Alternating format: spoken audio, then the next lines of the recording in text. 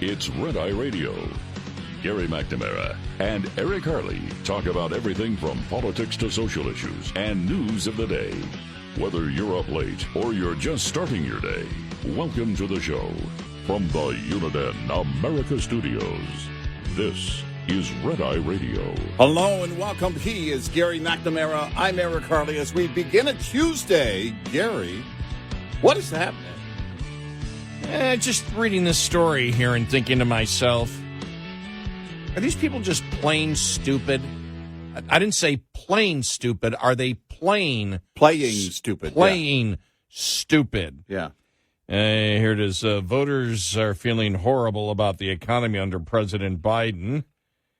Confusing experts, according to a new report. Things are getting better, and people think things are getting worse. And that's the most dangerous piece of this. Democratic pollster Celinda Lake told Associated Press. Lake also said that voters want prices to fall, not just inflation. Honestly, I'm kind of mystified by it. And so when I saw this, and this is from Fox, and I'm reading this and I say to myself, and then they have Chair of the White House Council of Economic Advisors, Jared Bernstein, said that he is confident voters will be convinced of the strength of Biden's economy over time. Are they plain stupid? Not plain stupid here to sit there and to be shocked. And Fox to have this, voters are feeling horrible about Biden's economy, confusing some political experts. No, voters are feeling horrible about the Biden economy, and that shouldn't be happening, says the administration, people in the administration, and Democratic activists, not political experts. Anybody who's confused by it is either one, Joe Biden having one of his moments, or number two, a moron. Yeah.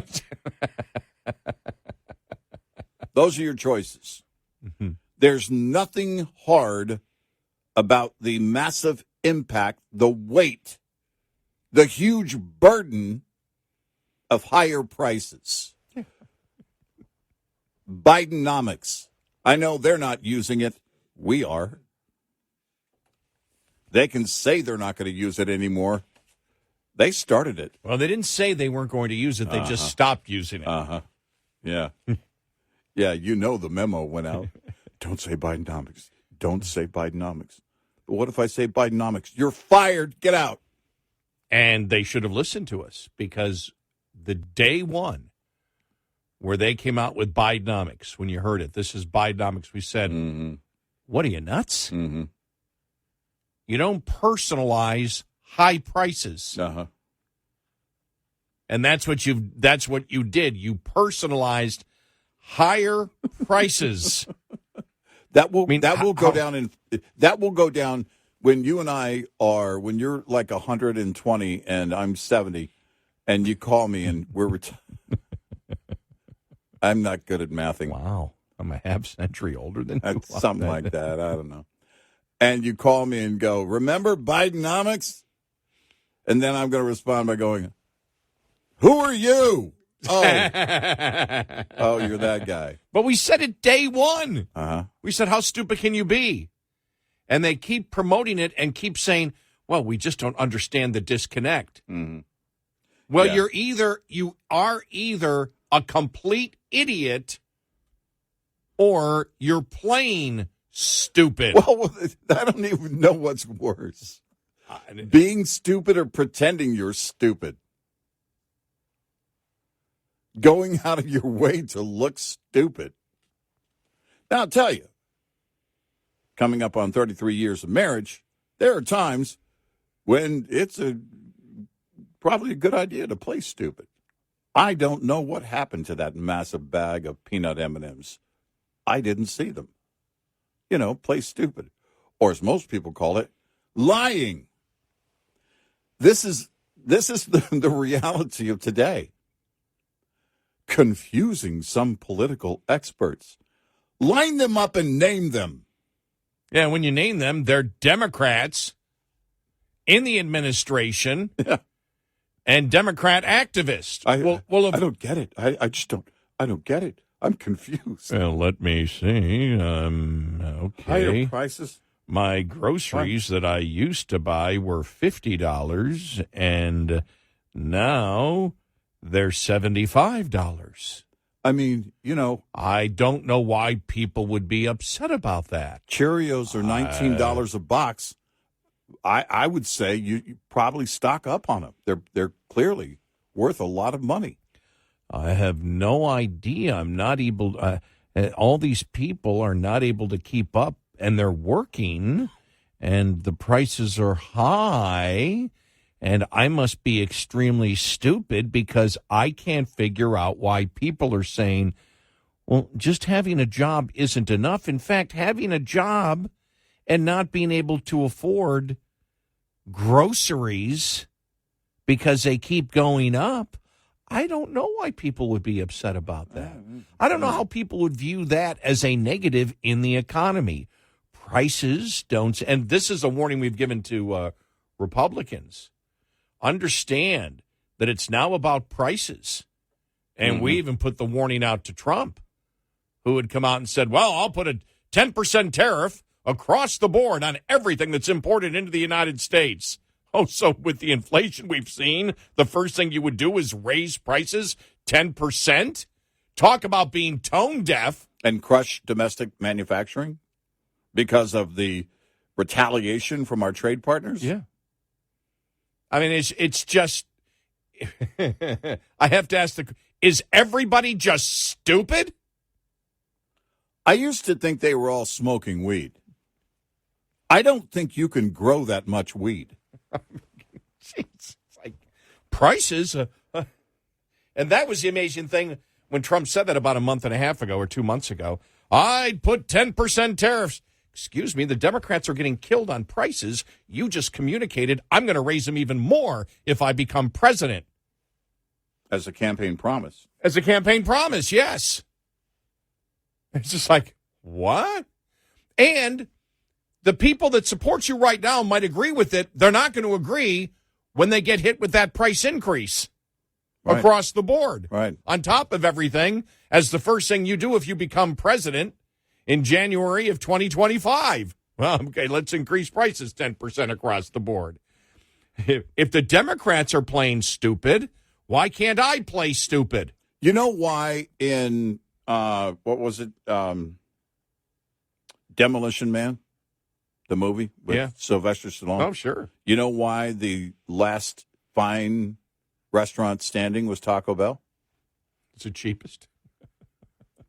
By comparison, it's cheapest. But we're at the point where it's going to be $40, $50 a plate. You want a soft taco, bean burrito, and a soda, huh? You're going to get all three, are you? Ooh, big spender. That's where we are. And I feel like Dennis Leary in that movie. By the way, one of the most underrated roles, I think, in even, within that movie, but I would say of all time. He's just, the guy running the underground. Here's the problem. You can't buy groceries on Facebook Marketplace. Trust me, I've tried. The shrimp is horrible. Don't do it. There's no way to go around this massive stupidity when they crush the private sector and create this massive inflation, and it's going to go on for quite some time. I saw more analysis yesterday. Oh no, they're going to start lowering rates. They're going to start lowering rates. Well, I was right. I was right about the Fed. I was right about Jerome Powell, because if they start lowering rates, and now everybody's saying March, it's going to start in March. They start doing that and try and wrap up spending somehow next year. I don't know how they get spending done with the makeup right now in Capitol Hill in 24. But if they're not going to get serious about inflation and they're going to start lowering interest rates because they think that this is the soft landing. Well, it's not the soft landing when prices are still going up. when there's been no relief for American families, it's not time to lower interest rates. But, of course, again, if you're not serious about what's going on with inflation, then, of course, you're going to do it because, well, November 5th. I mean, I look at this, across the board, and you look at it and you're like, why can't they see what's happening? Why can't they see? Well, of course, people are employed because the labor force is completely different. Mm-hmm. We don't have masses of people coming in to the labor market. We have a huge disconnect on jobs that exist out there to begin with. So people that wish to be employed can be employed. We don't have a baby boom. We don't have women coming into the workforce like they did for 70 years at post-World War II. Mm-hmm. You know, that's all been all that in order to look at it. And I would guess that if you took the GDP growth over the last 70 years, it probably would be between 2.5 and 3%. In order to do that and fulfill the labor requirements, you needed an unbelievable baby boom post-World War II, mm-hmm. and women coming into the workforce post-World War II. You needed that labor force to fill it. You don't have that anymore. And so, of course, people are going to have jobs, but prices are skyrocketing. To sit there and not acknowledge that prices skyrocketing is the problem that you have, and spending is causing it, and the refusal. Now, I understand Democrats' refusal to acknowledge it is because they don't want to cut spending. Mm-hmm. And if you don't want to cut spending, inflation is just going to get worse. If you're going to continue to borrow like we're going to borrow, you're never going to get it under control. And that's why Republicans have to pound on it. And if Republicans make the same mistake, if Trump gets elected and makes the same mistake that prices don't matter, I don't know what to say. If then you've got both sides saying, well, okay, why are people getting upset? My plan was, and I was very clear on it because Trump was very clear on it a month and a half ago, I'm going to raise price. You and I talked about it. I didn't see any other conservative media talk about that at all. None. No. None. And hopefully it's one of those ideas that he floats and then backs away from. Yeah. Which he's done. He was still talking about single-payer health care in 2015. So it was early 2015, but he was talking about it. Well, it all depends what Trump you get. Whether you get the Trump that actually paid attention to Kudlow and I was going to say, I hope he gets the Kudlow. Yeah, and Steve Moore, mm-hmm. when they became his advisors and stopped listening to people like Navarro, and so they really didn't change NAFTA that much. Very slight change. If they wish to brag and say we completely overhauled it, fine. Mm-hmm. I don't care. Brag, say whatever you want. But the fact is they didn't, which was good. I was happy that they didn't. I was happy that Trump backed off. But when you see him promoting as he did, I mean, that was to be tone deaf, to be sit there and say, okay, 10% tariff on every product that comes in to the United States from every country. I don't believe he would do that. But the fact that he's promoting it shows the fact that he's not even thinking prices are the problem. Mm-hmm. Yeah, you can't float that as a campaign promise. Yeah. And expect it to be effective. And so, look, there's something going on in the Midwest right now with Nikki Haley. And there's a concern.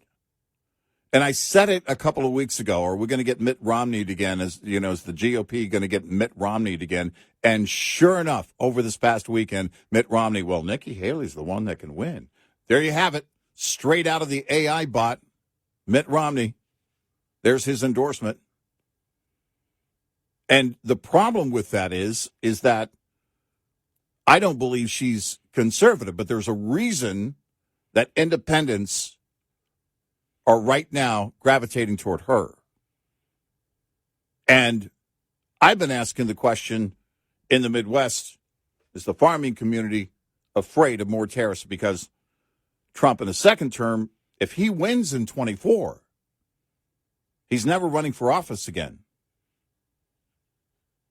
And he's a guy who campaigns anyway, but he's never going to have to worry about winning or losing an election after November 5th or April, whenever they decide the results. I think it goes back, Nikki Haley, to what we've always said: tone. I don't think it's issues for the support for Nikki Haley. I believe it's tone. I have to believe that some of those farmers have to be greatly concerned that they're going to be in that same disruption of trade routes. Well, then why wouldn't you support DeSantis? I can't tell you.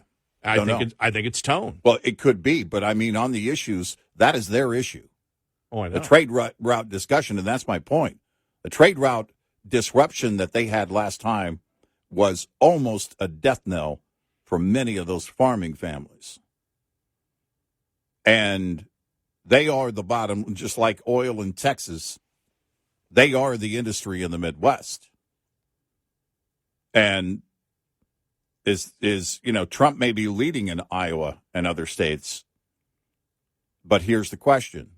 In the general, when you look at that, up against Biden, where do those independents, where do those farming families stand right now?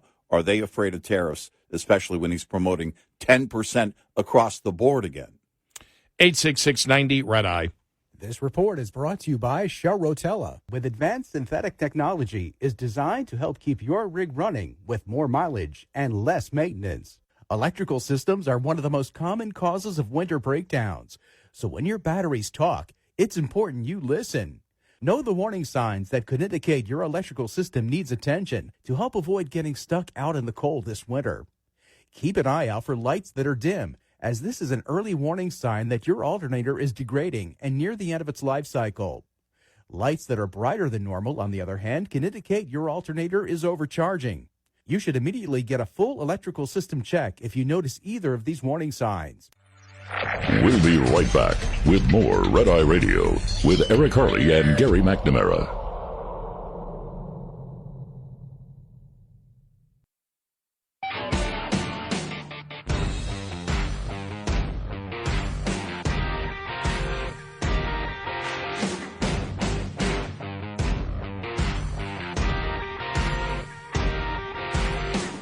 It's Red Eye Radio. He is Eric Harley, and I'm Gary McNamara. You know, when we talk about prices here, the Wall Street, and this was all over the place here the last couple of days, the Wall Street Journal analysis on home buying, that the average monthly new home payment when Biden took office was $1,787. Today, $3,300. Yeah. Almost double, almost a 100% increase in the average cost of owning a home today. Right. And that's unbelievable when you think about it. So when they talk about the fact of, well, okay, that when you look at it, you know, food prices up this, well, think about this. To own a home, you would need almost double the payment, the ability to pay double in order to own the same home pre-Biden. Yeah. And these experts are out there saying, we don't know what the problem is. Everybody has a job. We can't figure out what it is. Right. Prices, you idiots. I mean, because we're confused. I don't like to name call, but it's like, come on, this is elementary school. This isn't rocket science. Yeah. You got to pay more. That's not good. You got to pay a lot more for the same thing. It's not good. Yeah, the Wall Street Journal article, the math for buying a home no longer works. These charts show you why. And they break it down in, the subtext basically of how the Fed made it right now impossible to buy a home. I mean, they say it's just a horrible decision to buy a home. And unless, again, you fit that category of individuals, usually it's older adults, 58 and older, that have cash on hand. Younger people, right now it's impossible. You can't afford it.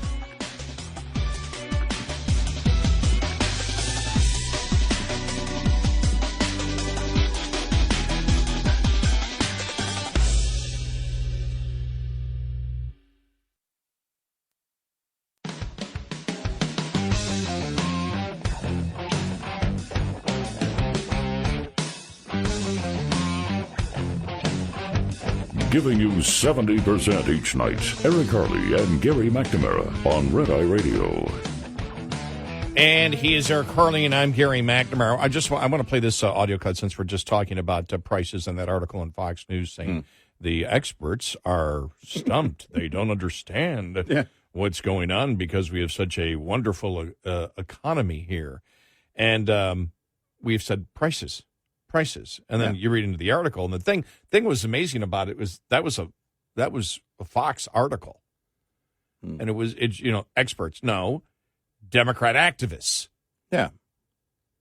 Democrat activists are not economic experts. Right. If you're an expert, you're not confused at all. Right. Any expert says prices. Right. Going up. Yeah. Bad. I want to play this from Keith McCullough, economist who said, now I disagree with some of the things that he said because he was saying that this is not 2008, what we may be dealing with, next year. He said, 2008 was about Wall Street leverage, bad behavior, frauds. And he says this one is far more dangerous. This one is about Main Street. The one thing he forgot to talk about is 2008. The Wall Street leverage would have never happened without government manipulation of the mortgage market. They wouldn't have gotten away with what you're saying they got away with. None of that would have happened without Fannie and Freddie in the equation. None of it would have happened, no. We would not have had the situation that we had in 2008 if it wasn't for government manipulation. If it wasn't for government policy, 2008 would not have happened. Right. If it wasn't for government policy across the board here, this wouldn't be happening. Right. It's all about bad government policy. It's all about government believing that they can manipulate markets. Right. Yep. Or that they can spend money, in this particular case, what we're seeing now, and create debt, and there's no consequences whatsoever. But I want to play this here because it's interesting when he talks about, he mirrors some of the things that we have talked about. Let me see if I have it here. I don't know if I've said this enough times, but this is not 2008.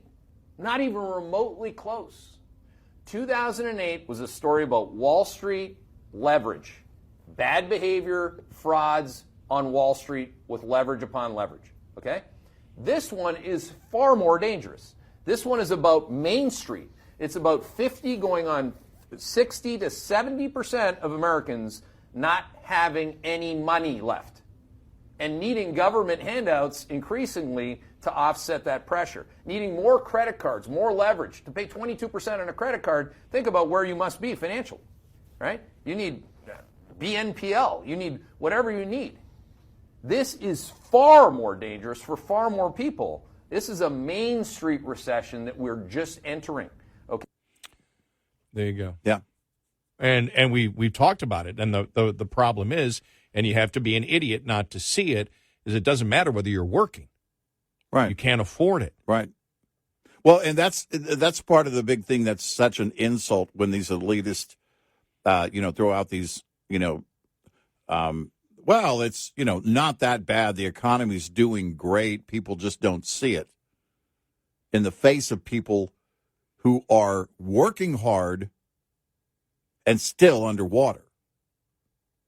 It's an insult. You're coming home at the end of the day, and there's really no reward because you're still underwater and you're sinking.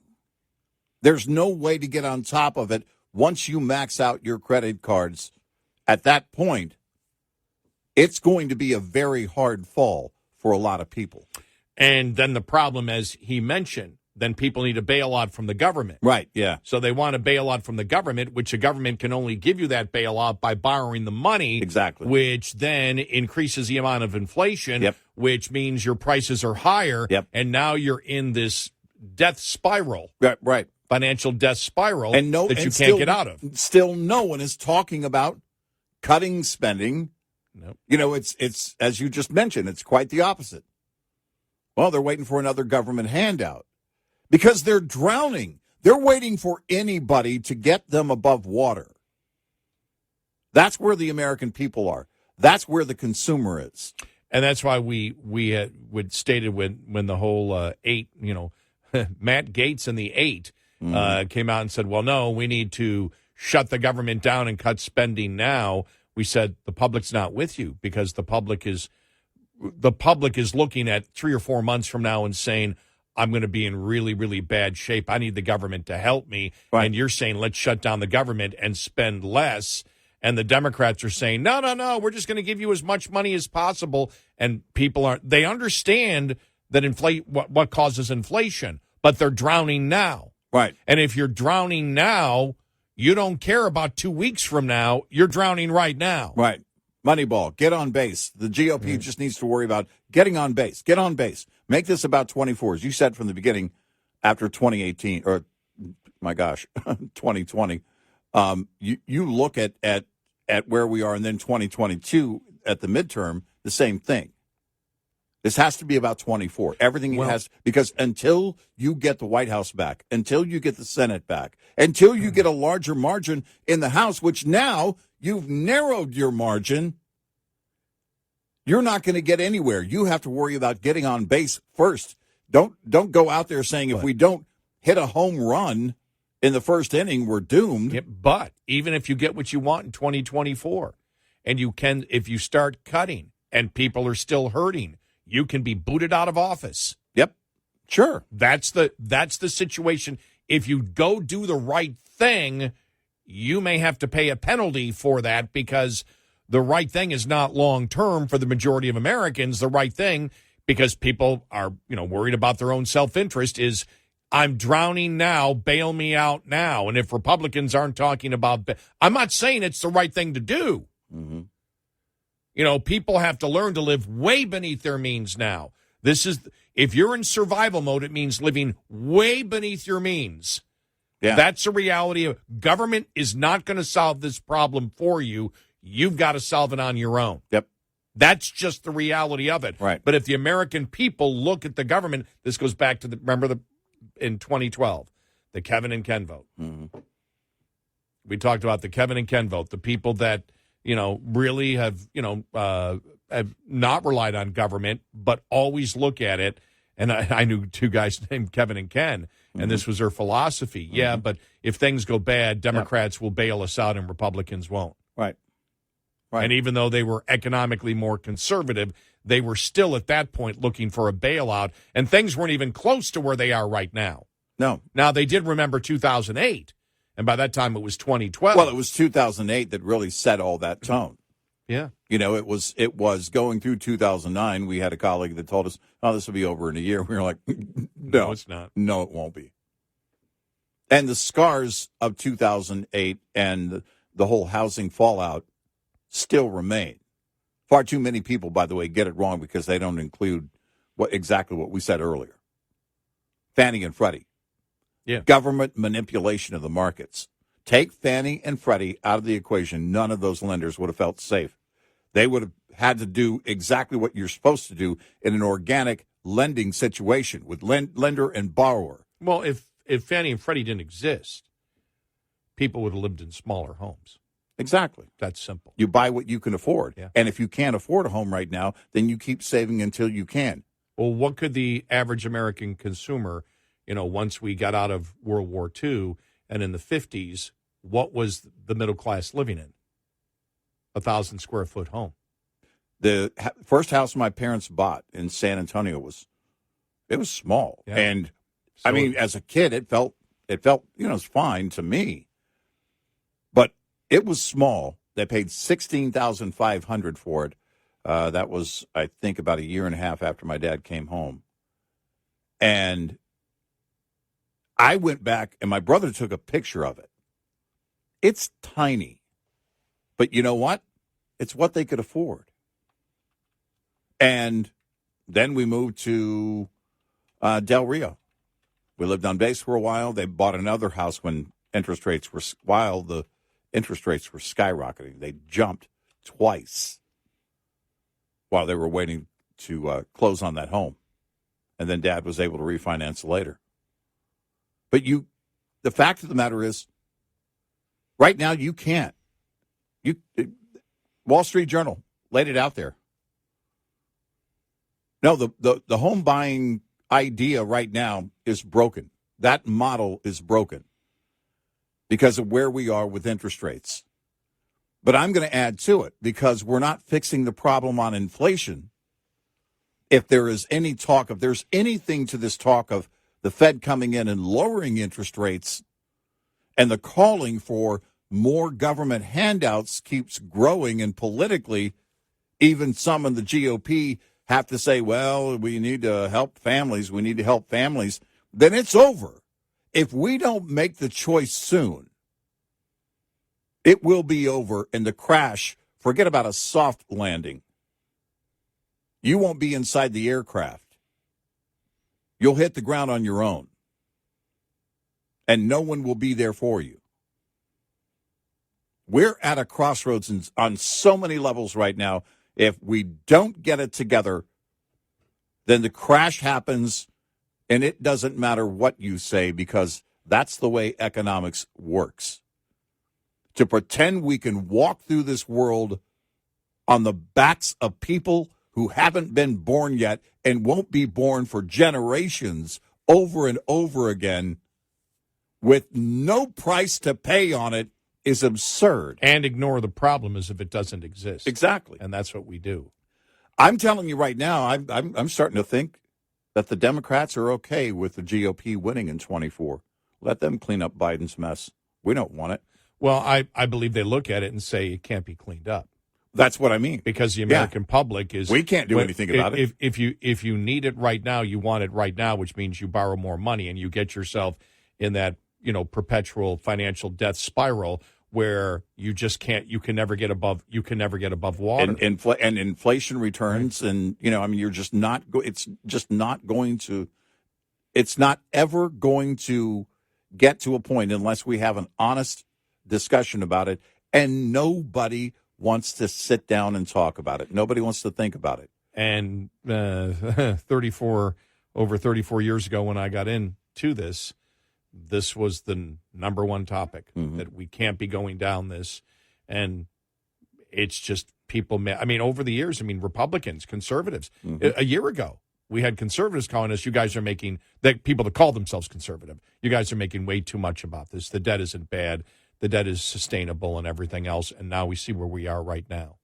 I think you're going to start hearing. Okay, a year and a half ago before inflation really hit. I think you're going to start hearing after the first. I think you're going to start hearing the Democrats start promoting some kind of relief for families.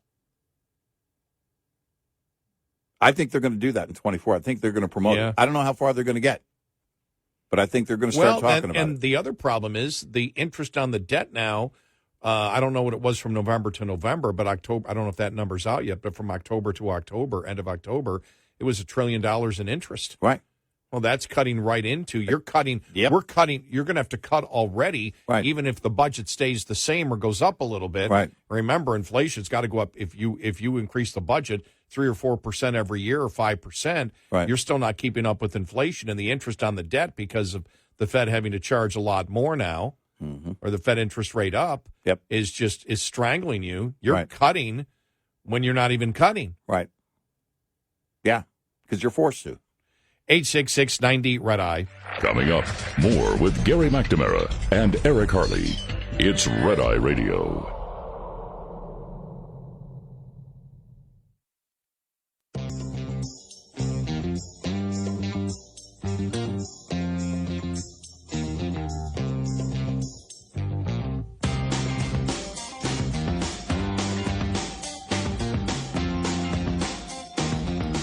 It's Red Eye Radio. He's Eric Harley, and I'm Gary McNamara. Here's a headline. President Biden just pledged to shut down 60% of America's electric power. Yeah. It's just insanity. And this is at the Global Warming Summit last week, where the host country said, nah, we're not getting rid of fossil fuels. Right. Yeah.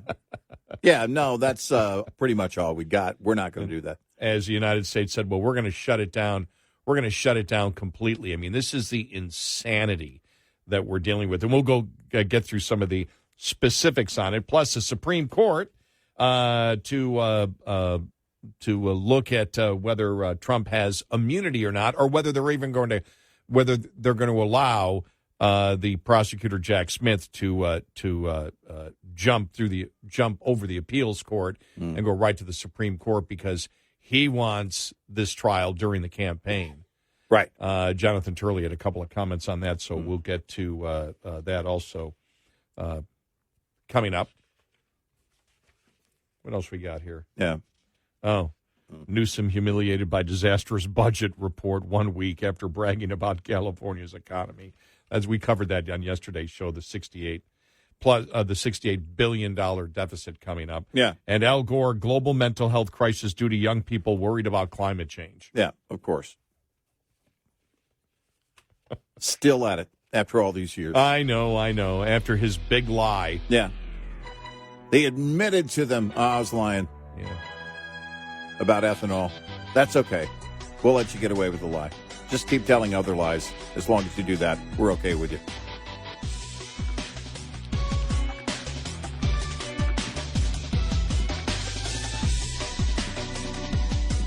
Top of the Hour News is brought to you by House Products.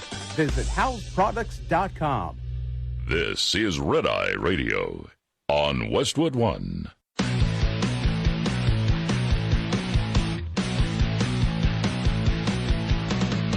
Now, it's Red Eye Radio. Gary McNamara and Eric Harley talk about everything from politics to social issues and news of the day.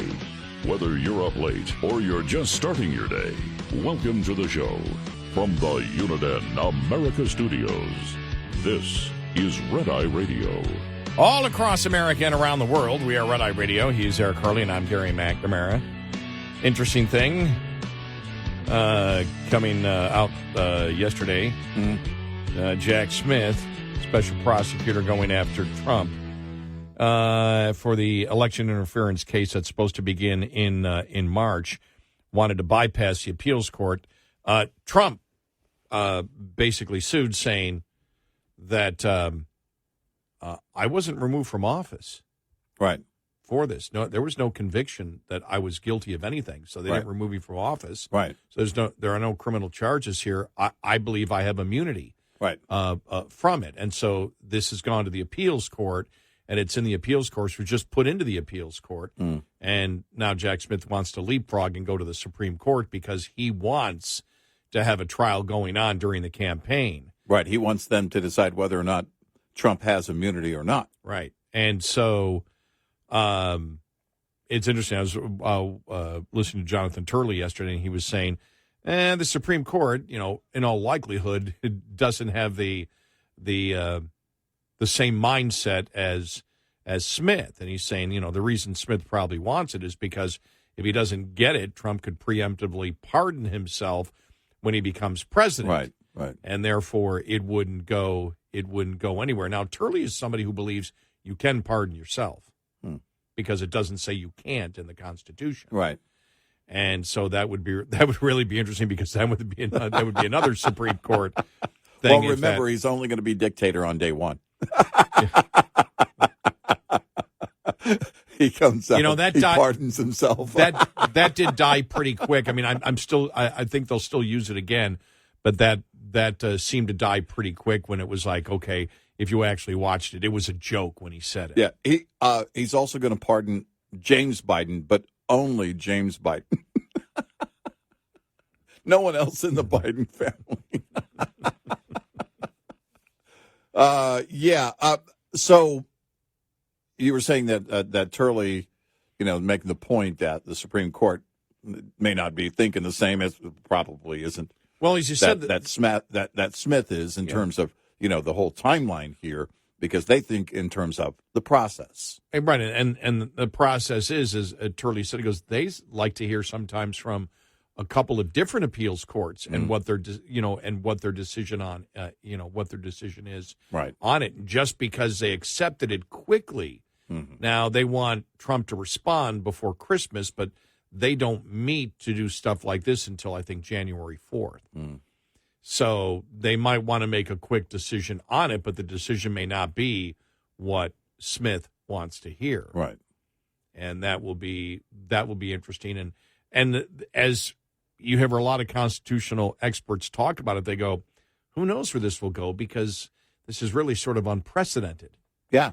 You don't have really a precedent, to dictate, what road it's going to go down, but If it goes to the appeals court, and then it's appealed again, another appeals court may look at it, but he said they always like the Supreme Court to hear what the appeals court has to say about it. Mm-hmm. And so that would, in all essence, if the appeals court, and remember, if the Supreme Court says they will hear it, well, that doesn't mean that they will hear it on January 4th and make a decision based on what Trump says at that particular point. Mm-hmm. It would still have to go through the process, the official process of everybody,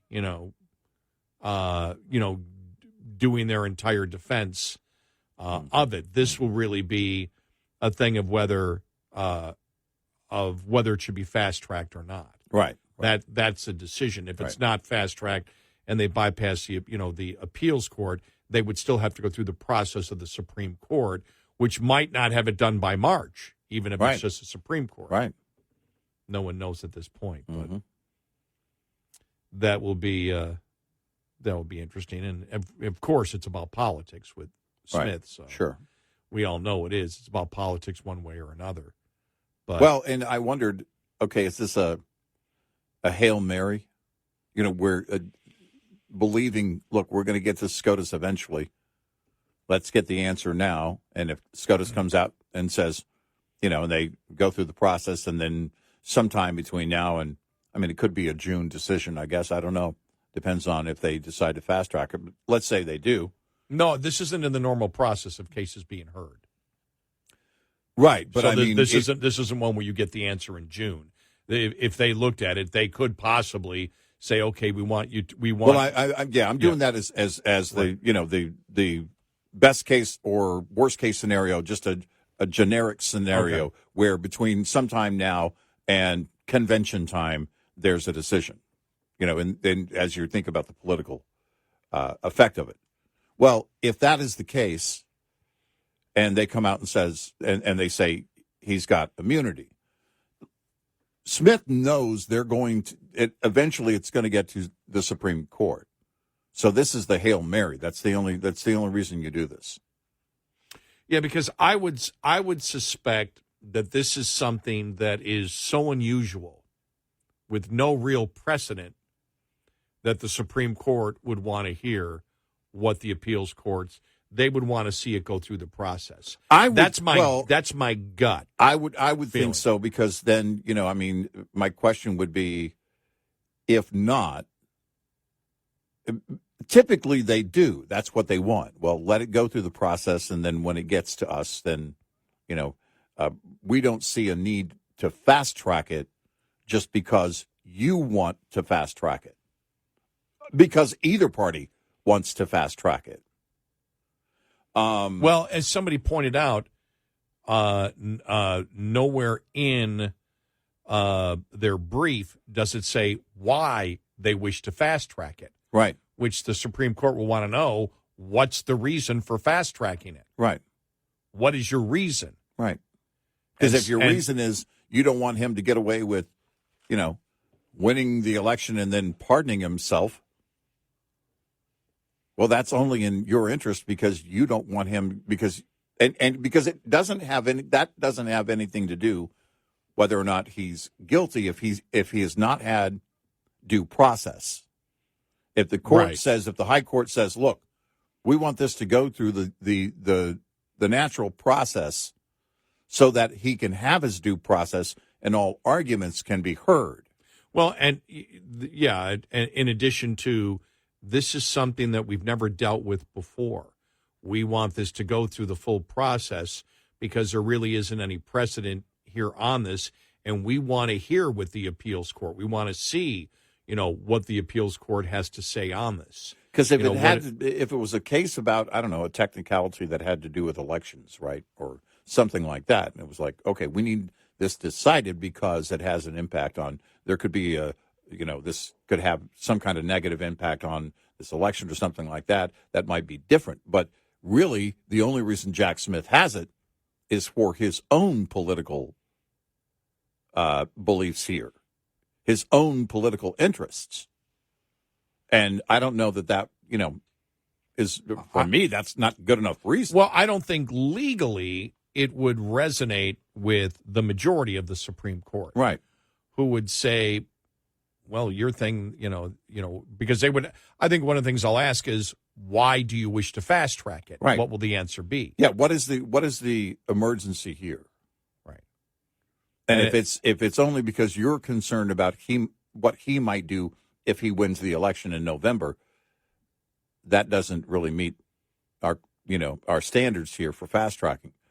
There is no urgent situation. It's only your urgent political need. Because I don't know what he's going to claim is the reason. If Smith claims the reason is, well, because if Trump wins, he could pardon himself, they would sit there and say, yeah, but if you lose the case and you start it in March and he is found not to have done anything, we, by doing that, have affected we don't want to ever be accused of election interference. Mm-hmm. And by making that statement of not letting it go through the normal process, we don't want the Supreme Court to be a part of that. Because even with the concern that Jack Smith has, if that is, what he states or what he cites as a reason of Trump pardoning himself, well, that's only Jack Smith's that's a one-sided political interest, which means you're asking the court to interfere in order to give you favor in that interest. And right. But Smith, that's not the way the court works. But Smith would be saying that based on the fact that he believes Trump will be found guilty. The Supreme Court can come back and say, well, what if he's not found guilty? Mm-hmm. Well, then you've just gone through a process that we fast-tracked, and the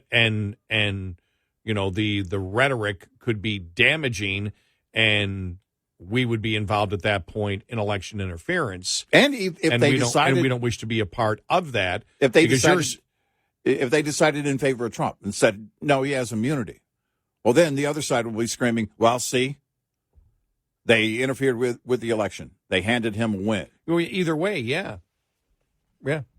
So either way, the Supreme Court might look at that, or at least many of those justices might look at that and say, you're asking us to make a decision based on the political effect of all of this when he has not right now had the entire due process play out. Yeah, because and as you've said, I was not removed from office. Right. So I wasn't removed from office, for this. And they had the ability to do that. Right.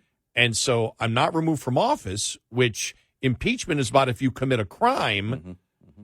And now so I have immunity from this because the political process already found me, again, not guilty. Right. Because I was not removed from office. Right. And so now he's coming back because he's dissatisfied with that to do this, and I can just see the Supreme Court going, we're not going to get involved in this. Go through the normal process. Right. Yeah. It's not up for us to be, judge and jury of this. We don't wish to be judge and jury of it unless the appeal, unless it goes through the appeals court and the immunity question comes up to us. Right. Right. But you're saying that, and that's where if, and that's what I was led to believe yesterday is Jack Smith hasn't said why he wants to fast track it. Mm-hmm. Well, if he says, well, because we believe he's guilty and we don't want him to win the election, the Supreme Court will say, well, we don't want nothing to do with it. Or, well, if we wait till afterwards, he might be found guilty or he would pardon himself before that. Right. And they would say, well, that at that point we would decide at that particular point. But what if you try him and you go after him and he is found not guilty? Mm-hmm.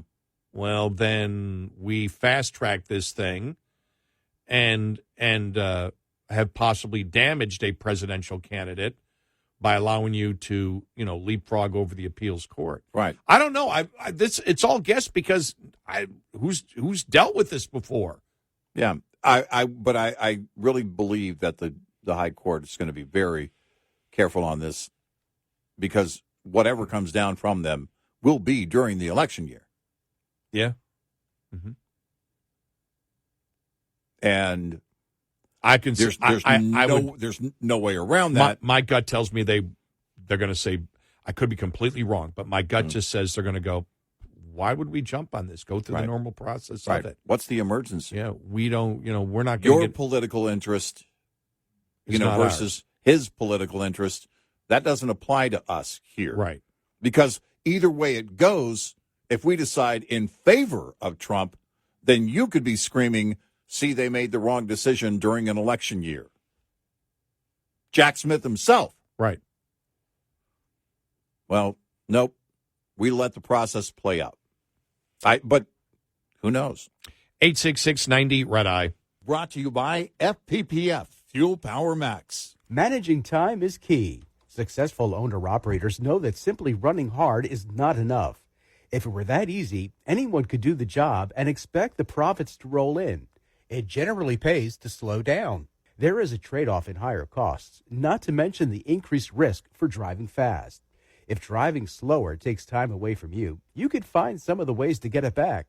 Never take time off during the last 2 weeks of the quarter or the last week of the month, when freight typically is abundant.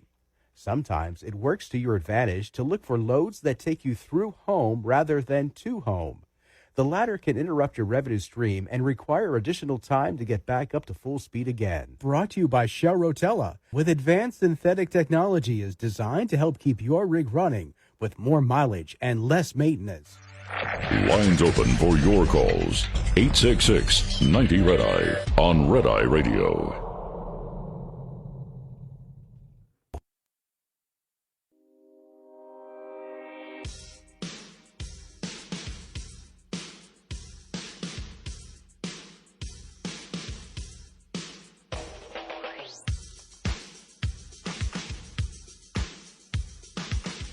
It's Red Eye Radio. He is Eric Harley, and I'm Gary McNamara. So that will be really interesting to see where that goes with Jack Smith. Interesting that the Supreme Court responded very quickly to it. Yeah.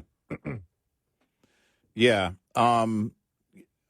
It will be next year will be very, very interesting. This is why I'm so anxious to see where things start shaping up. Into Iowa, then past Iowa, once you start getting into the South and everything else in the primary for the GOP. But things like this, too, the cases for Trump are going to be big, and we will see some big moves in those cases. The one in New York, I just don't know how that doesn't go to appeal. I don't know how Trump doesn't win an appeal, but I don't know how long it takes. This case, not the other case. The New York case. Right, there's two New York cases. Yes, I'm sorry. The New York case for the whole, business fraud from the AG, from the state AG. I don't know how he doesn't win that in appeal. But I don't know how long it would take to get to appeal. He might be president again for a while before he gets to appeal. That's a civil charge, though. Right. Right. And that's the difference. The one with the local attorney, the local not attorney general, but prosecutor. That is the one that is. They have concocted that insane. That might not even make it. That might not even make it to trial. The one that the one New York City DA is going after him for. You don't remember it. You talking about the one where the judge found him guilty to begin with? No, that's the one. That's the one I'm talking about. Right. Yeah. Right. And he can appeal that one. I just don't know how long it will take appeal to happen because he may be president long before. Right, but that's a civil case. That's not going to affect the same way as a criminal case. I understand that. Right. But I'm just talking about politically where it's going to go in 24 with all of his cases. And the impact of those. And it may be that the Supreme Court shuts it down. Or this thing goes on and all of a sudden, November 5th, he wins. Look, if the assessment here in the last, couple of weeks, more and more has been, he's going to get the nomination because of the indictments.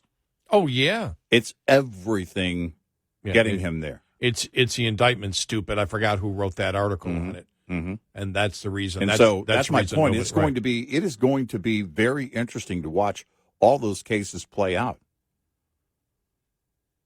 The one with, basically trying to banish him from New York, from the state AG, there's no way he doesn't win that in appeal. But I don't know how far that or how long that would take. But here's the thing. Politically, you don't even have to win it in an appeal because everybody's looking at it. I don't know anybody that's making the case aside from the judge and the state attorney general, actually. No one is saying that, oh, no, he should be banished from New York. I don't see anybody else saying that.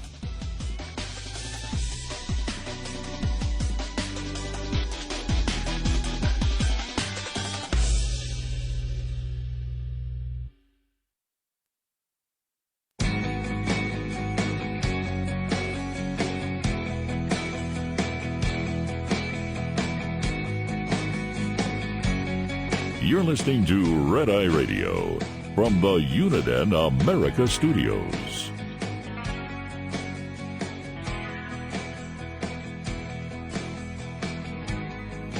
It's Red Eye Radio. He is Eric Harley, and I'm Gary McNamara, 866-90 Red Eye, if you would like to get in.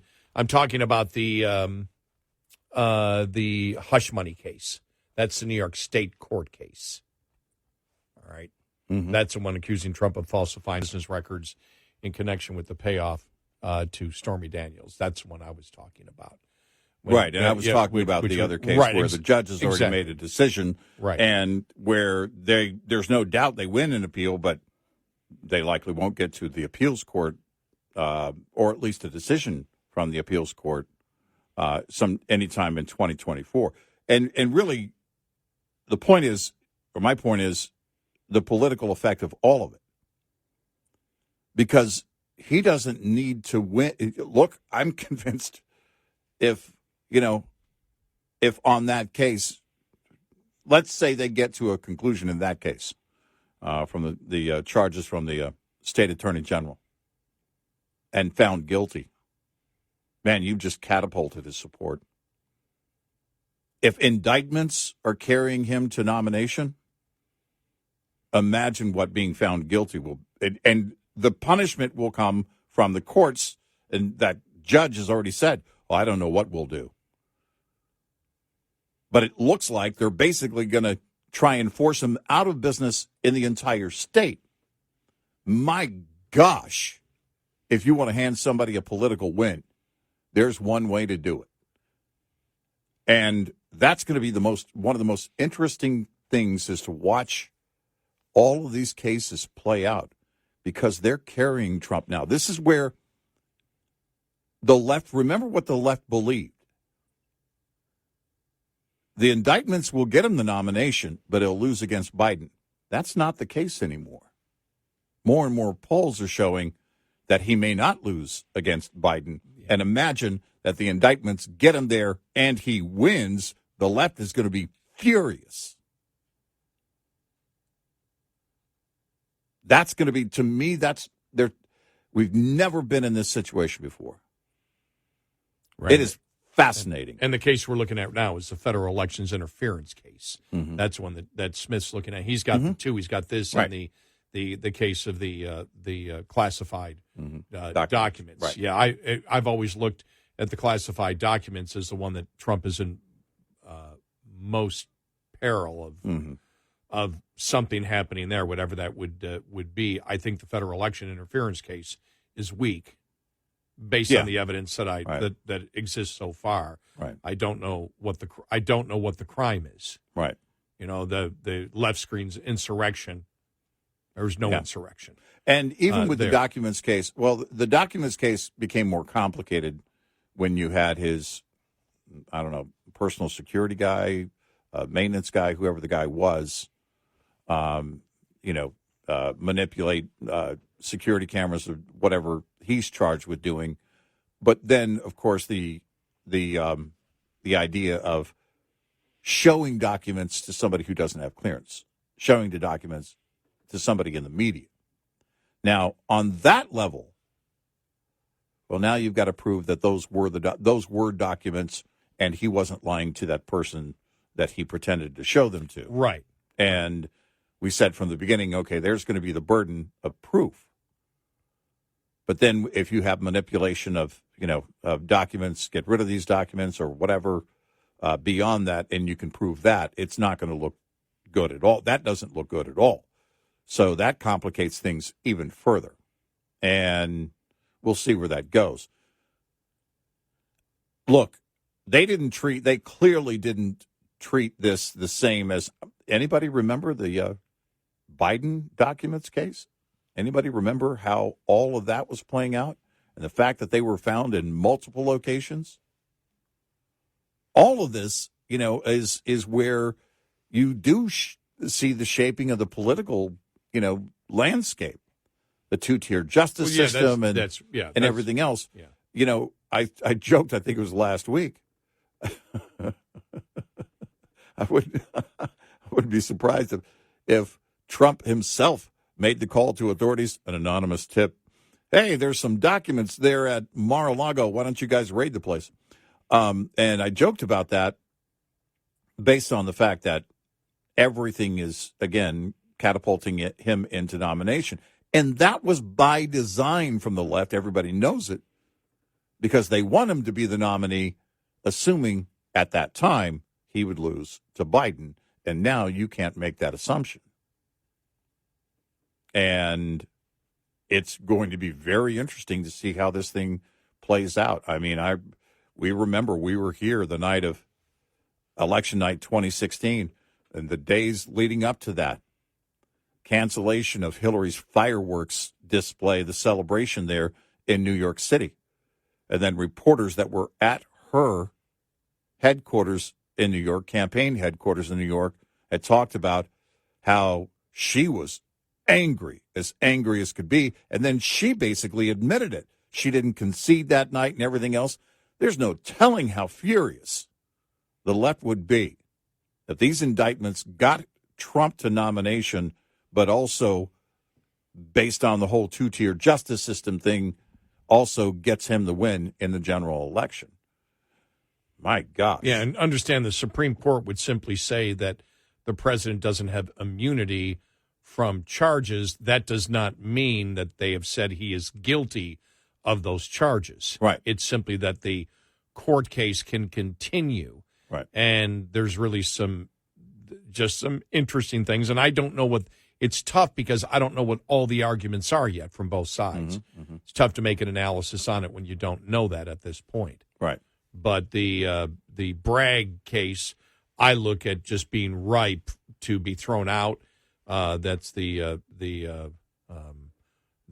business fraud with with Stormy Daniels. Mm-hmm. They had to reach there and try to combine two laws, a state law and a federal law together, which was just absurd. Mm-hmm. And what's going on right now, this civil fraud trial that I look at from James in the state of New York, I look at just the most bizarre case that is ripe for appeal and overturn on appeal in so many cases. Because the precedent that would be set by this, not just for a politician, but by anybody who is involved in any type of appraisal. And nobody has been able to tell me what is the difference between what Trump did, where there's no victim, and anybody who's attempting to appeal their property taxes and says, no, I believe my property's worth this. Well, it would warrant scrutiny of anyone applying for a loan or applying for an insurance policy, because that's where the state attorney general is coming from, that he gained favor with insurance companies and with banks through this manipulation. Well, think about that. How many people on a regular basis fill out documents, and who's not trying to get favor with banks and insurance companies? If they were to win this case and it were to stand, then New York could go through everybody's business anybody, individual and on the commercial level, and scrutinize everything. And if they say you were trying to manipulate to gain favor and you're lying because you claim one thing and the Central Appraisal District claims another, or the bank disagreed, well, we're going to consider that to be fraud. You don't get to do business in New York again. If they win this, if the Attorney General wins this, I think it was yesterday that I said it, but it bears repeating. If she wins this case and it stands, I don't know how you stay in New York if you're a business. No, because I know. I that agree. risk is going to be at your doorstep at all times. Right. Who doesn't need to do business with a bank or an insurance company? Yeah, and on this, the case here, which is, basically the election interference case, which is the whole January 6th thing. Mm-hmm. There is no evidence that Trump was the head of a conspiracy, to cause an insurrection, which would be the major point.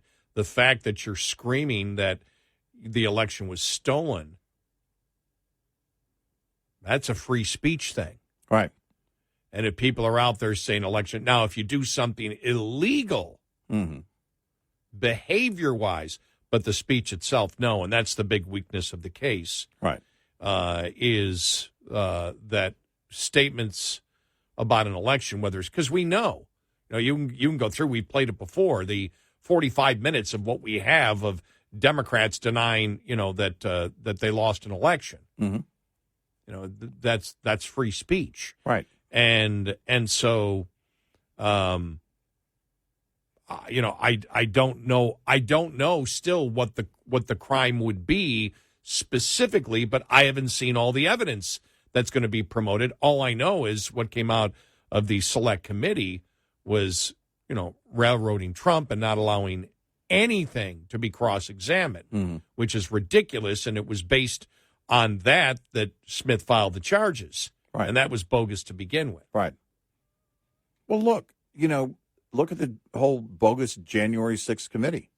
That's what I mean. That was the select committee. Right. If you look at the premise of the entire thing, remember toward the end, well, we're going to divulge. You mean you've been doing this all along and you didn't start with that? Yeah. Because if I'm thinking as a liberal, and we do this sometimes, you're wanting them to get Trump, right? Mm-hmm. Liz Cheney and all the other liberals, you want them to get Trump. So all of a sudden at the end, well, we're going to divulge something. Wait a minute. Why didn't you start with that? Because they had nothing to begin with. The January 6th committee was bogus. It wasn't an actual committee. It's not the way Congress works. It wasn't due process. Politically, it wasn't due process. And you think about their approach to all of this. Well, we're going to find something. Here we are. We're about to head into January of 24. What are you going to find? Nothing. You've got nothing. And this is one more thing that, well, we're going to charge you with. If the January 6th committee didn't find anything, because there wasn't anything, but if they didn't find anything, you're not going to find anything. I'm reading here from Politico, strengths of the case. Trump efforts to subvert the election were extensive. Well, remember, this is from Politico. Mm-hmm. Well documented and largely in public view. He and his allies spread lies about voter fraud. There's nothing illegal about doing that. Nothing. And I don't know what this means. And stoked protests that led to the January 6th attack. What does that mean? Yeah, right. You can stoke all the protest you want. Right. You can tell people to peacefully protest. Right. And it says many of the top aides of the Trump administration testified to the grand jury, giving investigators remarkable insight of what was happening privately in Trump's orbit during the critical 2-month period and perhaps providing important evidence about Trump's state of mind. Pence, who resisted Trump's pressure to try to annul the election result. There is no crime there. No. So the strengths of the case, they don't even list what the crime is. Right. And then they do the weakness of the case, which is the things that we have brought up before, that the statements are protected by the First Amendment, which they are. Right. Yeah, there's no way. Right. Remember when the Rachel Maddow said, look, the things they're saying didn't happen. It was Rachel Maddow saying, no. You may want it to be something. You really want it to be something because you really hate the guy. But you don't have anything. 866-90-RED-EYE. Get in touch with Red Eye Radio, toll free at 866-90-RED-EYE.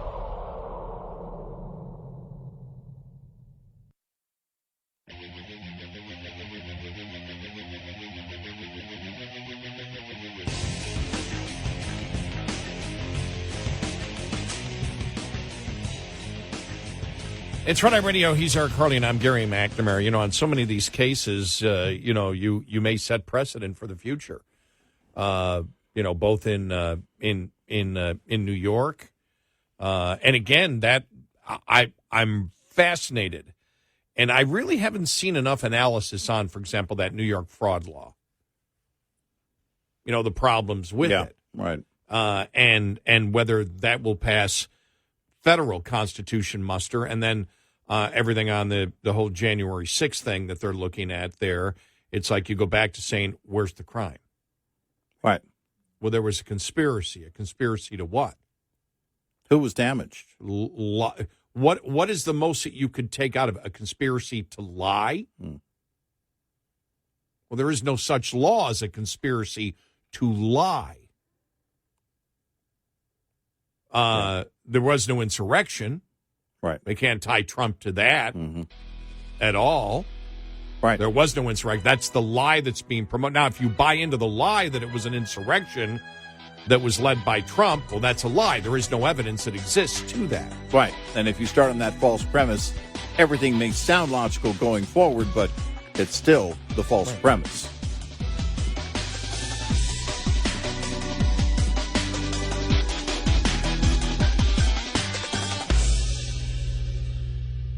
This is Red Eye Radio on Westwood One.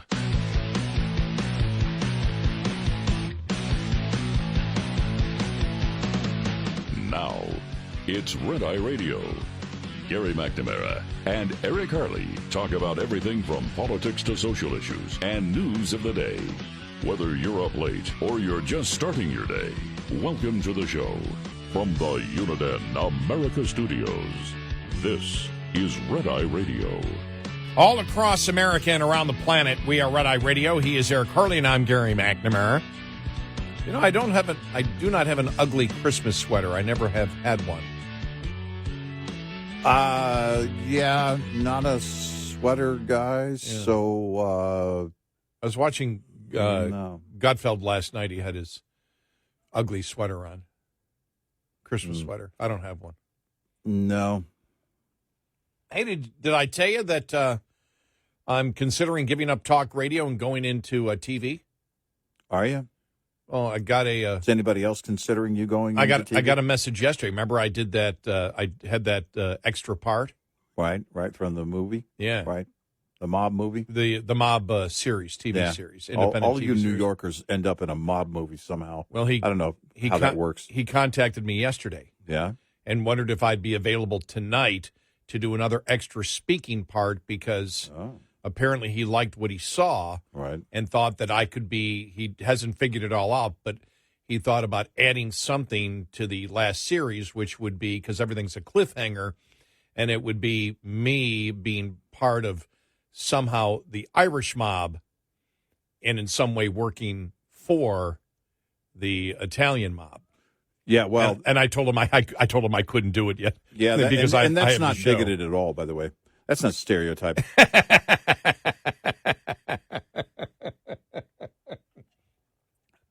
I told him I'm only available because they do the shoot at these places at night. Like it was my coffee shop again, and I said I can't do it. I've got to do the show. And I said, but he said, well, here's what I'm thinking. I said, well, I'm free any Friday or Saturday night when I'm not visiting my dad. He goes, okay, cool. So I'm getting ready to probably replace Ted Cruz. Ted Cruz. God, Ted Cruz. That Tom Cruise. Totally different direction. Tom Cruise. Ted Cruz. Totally different Cruz. Totally different line of work. No, I do not want to work in the Senate. Yeah, that's a totally different direction. Ted Cruz, Tom Cruise, Yeah, without the Scientology. right. Can't wait to see those box office numbers. Yeah. No, I'm sticking with my day. Excuse me, I'm sticking with my night job, my overnight job. Yeah. But that was cool. And he goes, hey, yeah. And the funny thing is, apparently he was pleased with how I performed in my speaking role, which someone asked me, well, have you ever acted before? And I went, no. Well, how did it feel? And I went, I don't know. I hadn't woken up yet. And they just said, go over here, say this. And I did it. I wasn't even thinking. Buddy of mine from high school is an actor. And I told that to my daughter one time, one of my daughters. She goes, well, maybe in high school he was just acting like he was your buddy.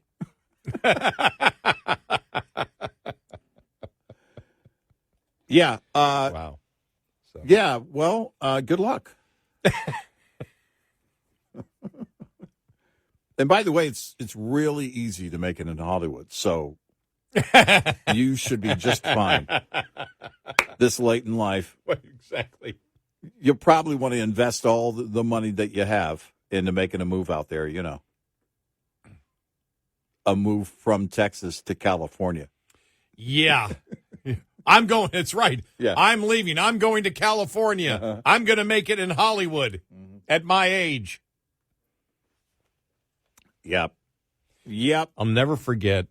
It was a financial show, and a guy called one time and said, I've been working really hard. I've got a great job. I've saved $250,000. This guy was like 25. I already had that kind of money. Mm-hmm. And he said, but I'm in a band. And I've talked to these producers, and they said for $250,000, they could, for $250,000, they could produce and, make me a CD. Yeah. And there was a pause from the financial guy. I forgot which one it was. Mm. Are you out of your mind? That was a big thing. Now, you would have to rent studio time and hire people if you don't have people. If no one's inviting you to a studio to make a demo, right, you're going to have to pay to make a demo. But $250,000 is a bit much. It wasn't Dave Ramsey. I forgot who it was. Mm-hmm. Yeah. Because this goes back like 25 years. Yeah, right. But I knew what the response was going to be as I was listening. Mm-hmm. So I've saved $250,000. I'm 25 years old, but I'm in a band. Yeah. And they told me from that kind of money, I could get an excellent produced CD, and they'll even make me some copies that we could sell. That's right. Put all your life savings into it at the age of 25. That would be my advice.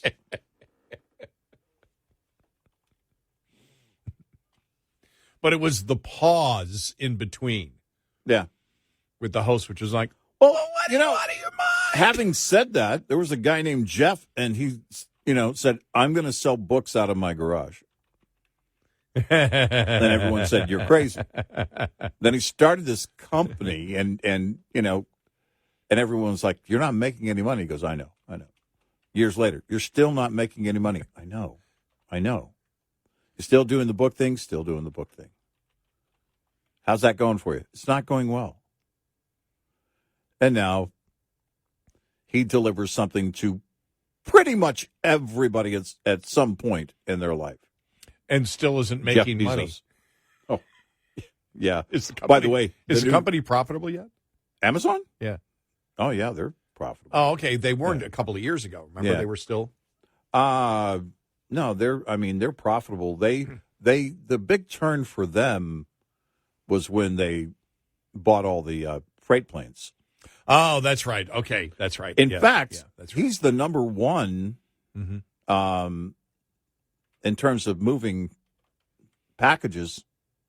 Amazon's number one over FedEx and UPS. They move more packages than any other carrier. And by the way, over the weekend, and I just saw it, somebody, let me see here. Somebody else reposted it. Business Insider I saw the story somewhere else. Is Amazon's Jeff Bezos a bad neighbor? First of all, he's about to leave. He lives in Washington State, and there are other billionaires that live in his neighborhood. But the complaint from his neighbors, get this, we have a community trash day where everybody comes out and picks up garbage. Someone in the story actually said this, someone who lives close. I've seen billionaires pick up garbage, but I've never seen Jeff Bezos pick up garbage. First of all, I thought, well, maybe that's because Jeff Bezos doesn't have any garbage because he's worth $1 quadrillion. And maybe he pays a lot of people. By the way, he owns this one house on the shore, and then there are 2 other houses where his security and maintenance people live. So they're mad because he doesn't participate in the whole garbage pickup day. That's what they're mad about. I've never seen him pick up garbage. It's, you got to have something, right? And he's leaving. He's leaving Washington State. He's leaving and moving to Florida is the word. And the world has to go bonkers because he's not picking up garbage in Washington State. We need him to come out and act like he cares. We never see him. You know what he does for a living, right? My gosh. It was Bob Brinker. Oh, okay. I was trying to think of who the talk show host was. All right. Yeah. So it goes back a few years. It was Bob Brinker. Yeah. I'll never forget that listening. And it was the pause. Mm-hmm. It was the pause in there. Didn't we do some numbers figuring out how much if he moved to Florida, Bezos would actually save? Oh my gosh, yeah. No, it was in the tens of billions of dollars. Yeah. Because of if he moved all of his assets there, they were based out of there, what he would save. It was mind-boggling numbers. Yeah. It was like, I'd move. Oh, it's massive. And it's, I don't know, it's just people get on a thing. The jealousy and envy just never stops. Because they say, again, it's, well, I've seen other billionaires come out and pick up garbage. Okay, fine. If they want to do that, or they could, hire people to do that. Is that so wrong? Jeff Bezos lives in your neighborhood. The value, I don't care what you live in, the value of your home is higher because of that. And so are my property taxes. Exactly. My gosh, man. People just don't see it. They don't get it. I don't like the fact that, okay, great. You and Elizabeth Warren can go cry your little snowflake tears. What did she say? Yes, she said something the last couple of days. By the way, they cited another billionaire in that neighborhood. I forget who it was, which one it was, who has a net worth of like roughly $100 billion. And they said that billionaire keeps his front gate open. You can actually go to his door, and he'll answer his door.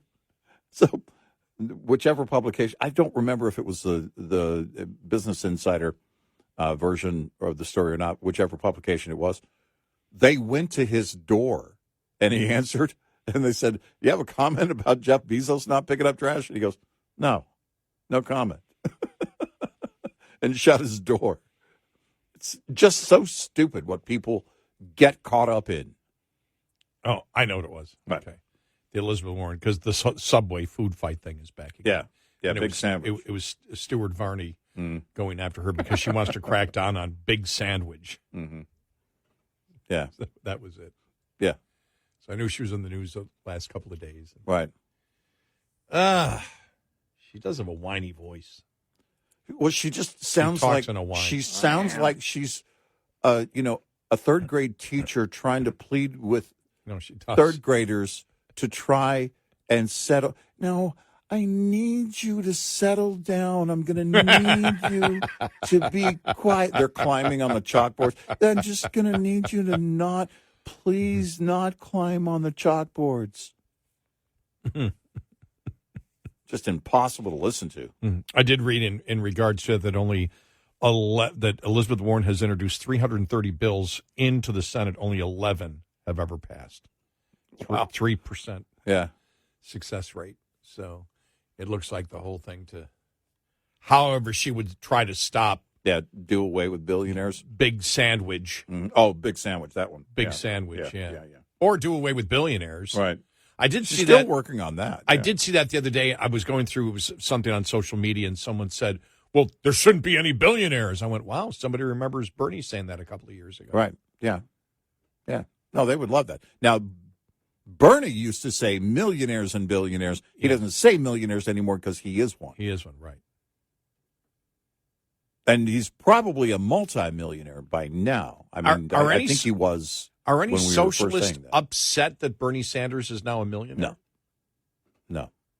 I don't see anybody crying. Is that because of inflation, being a millionaire isn't that great of a thing anymore? Right. Not what it used to be. 866-90 Red Eye. We'll be right back with more Red Eye Radio with Eric Harley and Gary McNamara.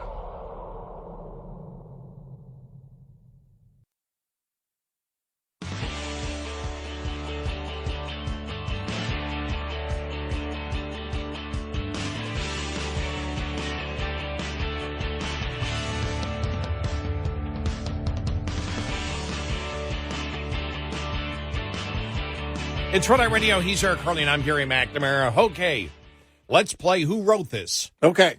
Cities are organic entities. They have life cycles. They can thrive and grow or suffer and shrink.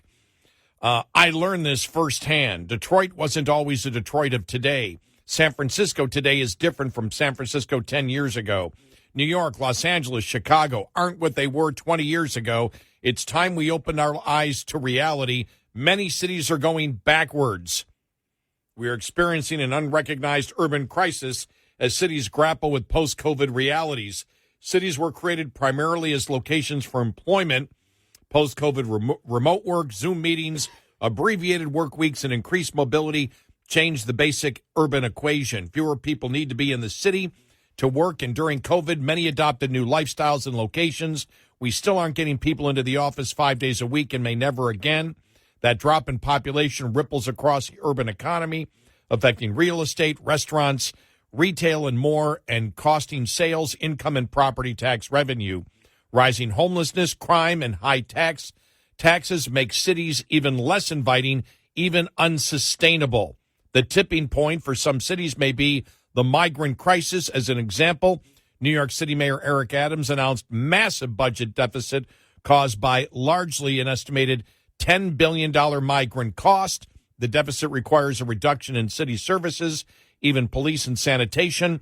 This at a time when the number one issue is crime and quality of life in the cities. This is a death spiral.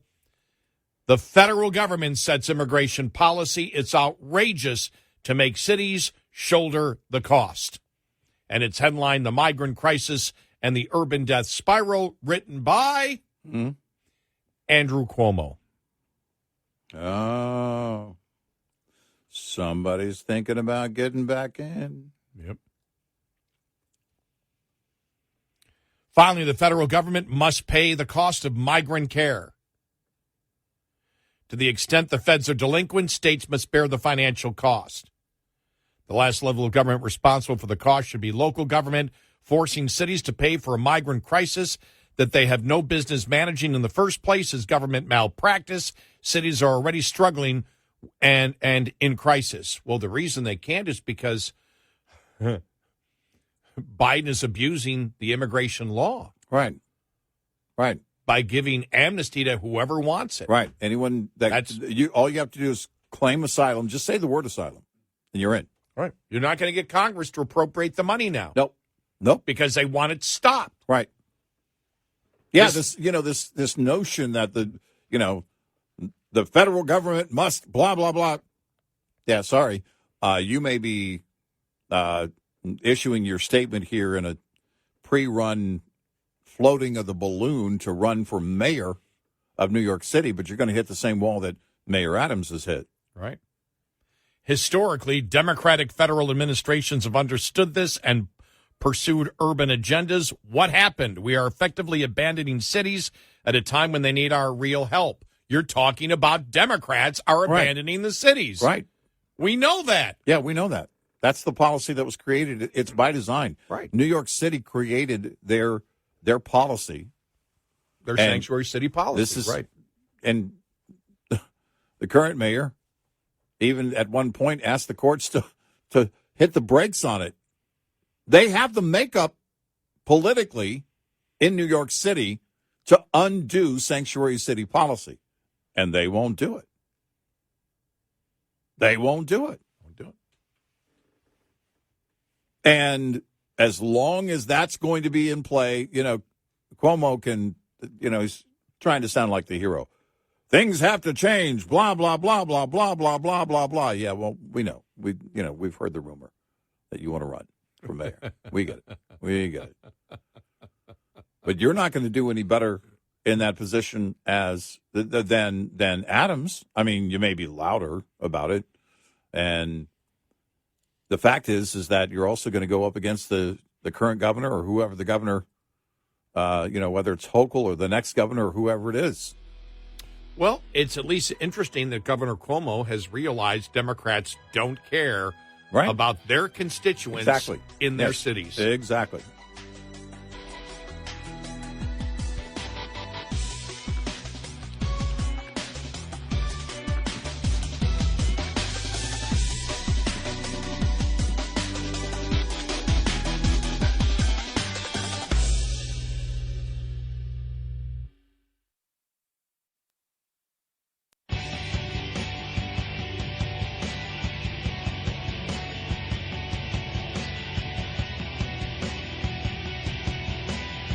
The fourth branch of government. Eric Harley and Gary McNamara on Red Eye Radio. And he is Eric Harley, and I'm Gary McNamara. Download our Red Eye Radio app today. Listen when and where you want if you can't listen live overnight. We make it very easy for you. And thank you. So here we go. Just to continue with the insanity, this is Steve Moore wrote this, who was an economic advisor to Trump, and we had mentioned him before. We were very happy when Trump decided and moved away from his, when he was president, his protectionist mindset and moved more to free markets. And Steve Moore was one of the reasons, as was Larry Kudlow. And that's why, and we were talking about earlier about prices. Now, that's the important part of how people view the economy, prices, which is why when Trump a month and a half ago came out and said as soon as he become president, he put a 10% tariff on all products coming into the United States, we went, does he have any idea what's going on? Because prices is it. You don't sit there and come in and say, we're going to raise prices on everything 10%. Day one is being president. Yeah. Luckily, he got away with it because when he says 10% tariffs, people don't put two and two together. Right. But when you put two and two together, you go, what are you, nuts? Can't. Prices is everything right now. Mm-hmm. That is the economy. Mm-hmm. We've talked about the Democrats being so confused. We have no idea why people don't know that the economy is so great. Because they are working a job and a half, and they're still underwater. Yeah. They can't make it. And we read that article from Fox saying, the experts are confused. No, Democrat activists are not confused. This is their only excuse that they have left. The people can't see because it's taking time for people to understand what an incredible economy Biden is pulling off. Did you see what had 3 lies yesterday, was it? Yeah. He did the Amtrak lie. He did the firehouse fire lie again. Oh, and the one about Ronald Reagan. Yeah. Yeah. Which everybody went, what in the world is he talking? Right. He's just making up stuff yesterday. I'm telling you, he's getting worse. They said that it, with his comments about the house fire, before he had gotten to the point that his wife nearly died or something. And then I think yesterday it was something to the effect of she was in danger or in harm's way or something. He made it sound like she was injured. I'd have to get the exact quote, but the whole thing was a lie. It was an isolated house fire, right? Like the one that I experienced and my wife experienced years ago. And thankfully, no one was hurt, and the firefighters did an excellent job. And unfortunately, so did the smoke in ruining a lot of things. But it was isolated, and Biden can't just say that. Everything has to be about him, and he's got to make it up as he goes along. You know, I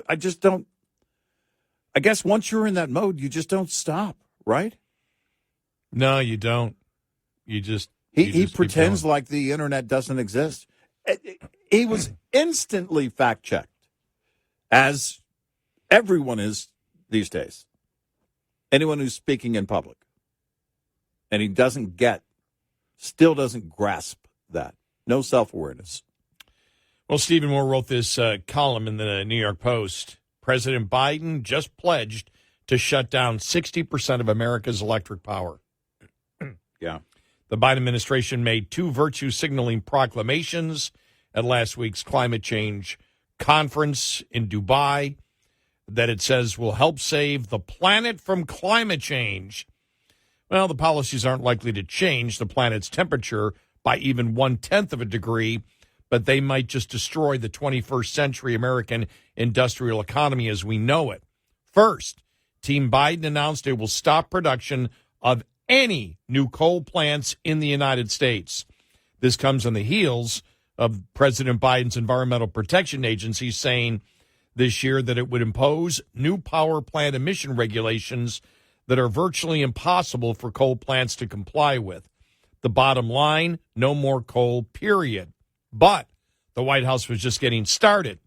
Vice President Harris then the next day talked about the new rules to sharply reduce methane from oil and natural gas, the oil and natural gas industry. The administration calls methane a super pollutant that it wants to eliminate because it's many times more potent than carbon dioxide, but methane is effectively a hydrocarbon that comes from natural gas. Eliminating methane is a de facto ban on natural gas power plants.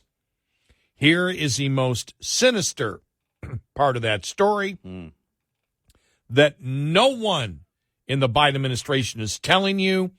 Eradicating coal and natural gas plants will ravage America's electric power capacity. Of course. Those regulations will cause rolling blackouts and brownouts across the country, much like we've already seen in California, America's forerunner of the radical anti-fossil fuel policies. The lights will go out intermittently, and home heating in the winter and air conditioning in the summer will have to be turned off or rationed. Without gas and coal permits, hospitals, schools, the internet, construction projects, and factories will be routinely shut down when unreliable alternative energy sources like wind and solar power are not delivering enough juice. Upwards of 60% of America's electric power generation will go away, and soon. Coal still provides roughly 20% of our electric power, and natural gas supplies around 40%. What will make up for this lost power, especially given that our demands on the power grid are only going to multiply over the coming years? As the Greens want the entire network of cars, trucks, and vans to be powered by charging up on the electric grid? The Biden administration, in other words, wants to nearly double the demands on the electric grid network at the same time it wants to shut down more than half of the nation's power generation. And the most reliable power sources at that. Something must give.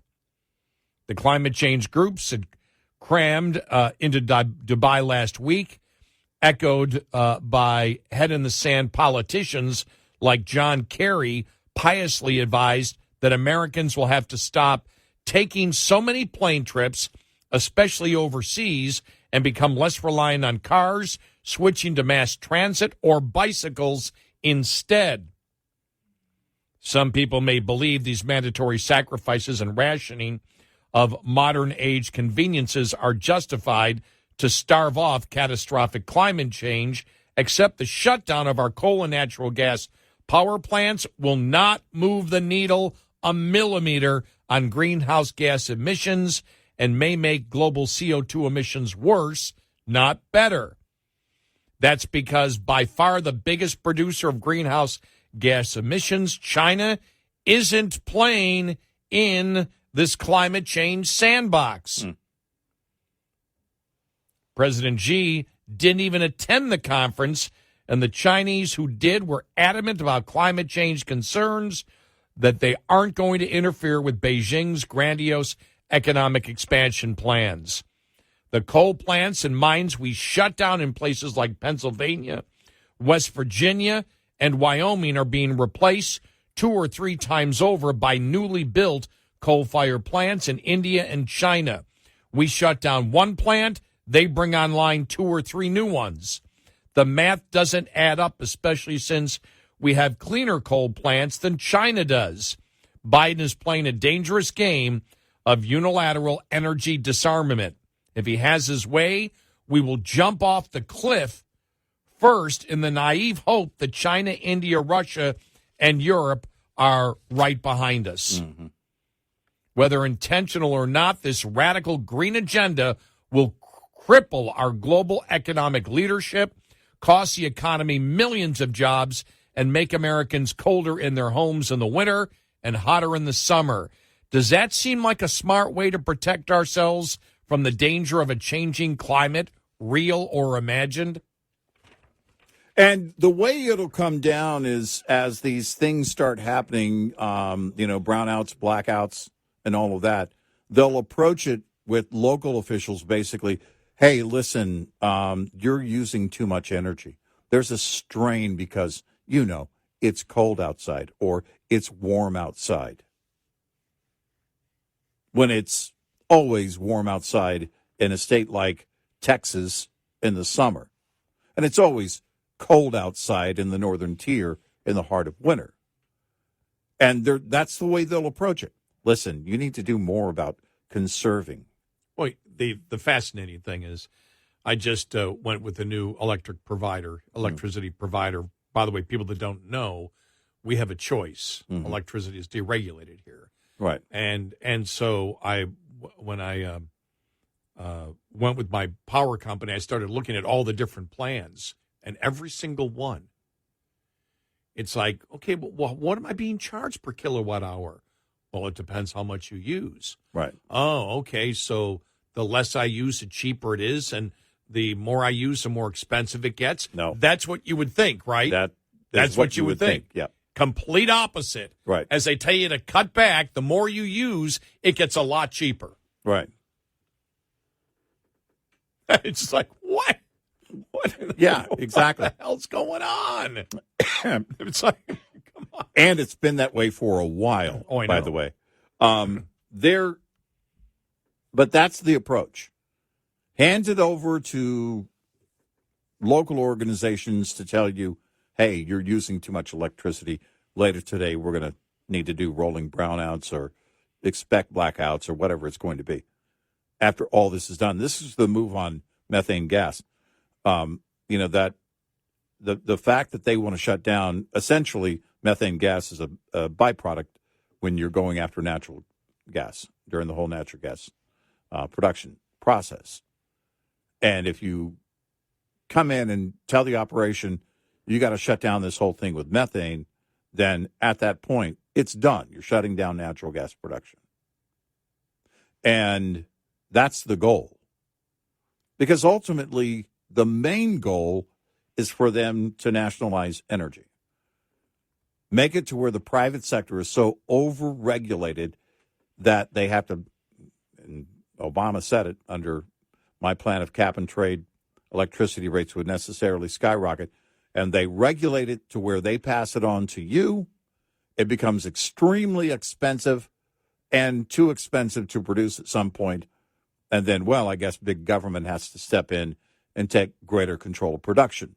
And once the government takes control of the means of production, well, you have full-on communism. They want to do that with energy. They want to do that with healthcare. We all know it. They're not beating around the bush on any of this. They've been saying it for years. But you've got to break the backs of the private sector in order to get it done. And you would think, well, they can't get there because the blackouts and the brownouts are going to be too great. Well, again, if they approach it like, ERCOT here in Texas, the Energy Reliance Council of Texas? Reliability. Yeah. And so they just put it on, ERCOT, just, hey, listen, this afternoon it's going to be hot. There's going to be some clouds in West Texas, so solar's not going to be producing. There's no wind in West Texas, so wind isn't going to be producing. You need to cut back because we're having a heat wave. Well, in Texas we call heat wave July, August. And in the northern tier, well, we're having frigid temperatures. Yeah, they call that winter. And they'll reach out to you from the local level saying, no. The problem is you're using too much. You need to quit being so selfish and set your temperature at the proper setting. 95 in the summer for your AC and 37 for your heater. We are entering economic, energy, and national security suicide because it is what Democrats, independents, and some Republicans have voted for. Yep. And if you keep voting for this is exactly what's going to happen. 866-90-RED-EYE. Coming up, more with Gary McNamara and Eric Harley. It's Red Eye Radio.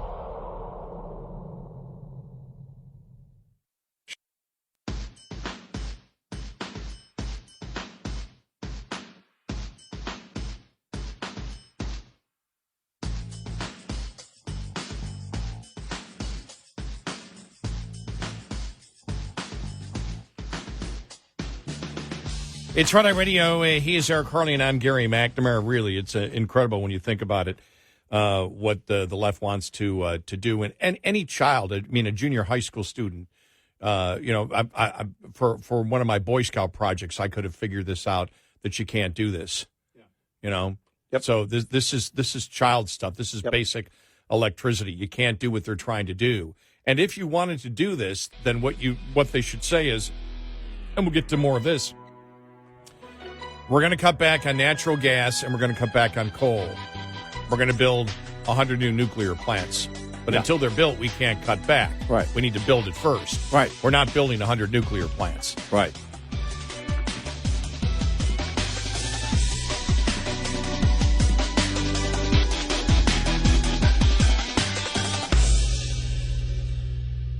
This is Red Eye Radio on Westwood One.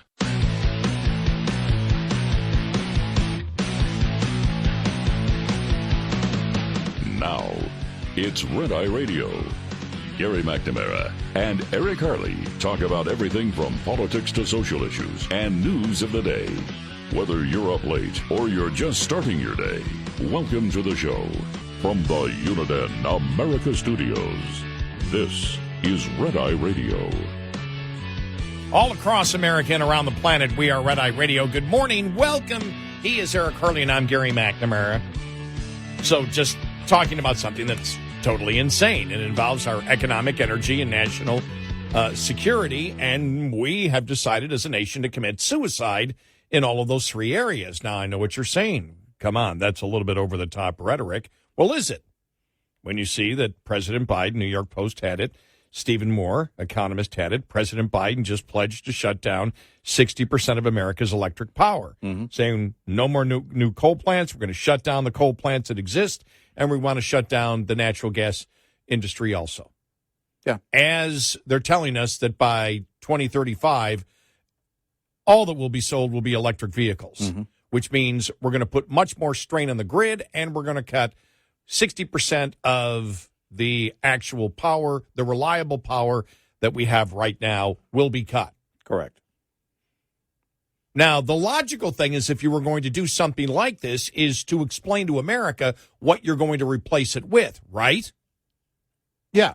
You So- would because the first thing you want to do is assure everyone that they won't notice a thing except for a cleaner planet. right.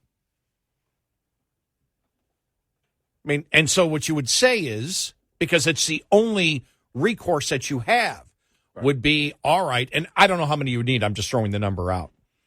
All right, we are going to be replacing this 1,000 million megawatt hours will be taken out. We're going to replace it with this amount of megawatts coming from nuclear plants. Mm-hmm. And this is going to be a federal effort to do so because we must go to clean energy. But the last thing you do is say, all right, our plan as a government, and I want any Democrat to tell me that this is a responsible thing to do. It's one Democrat to tell me this is responsible. And I know you can't get it. But you've got to complete the equation. You've got to complete the sentence. You just don't make a proclamation and go, that's it. Yep, let's go ahead forward. We're the politicians that represent the best interests of the people.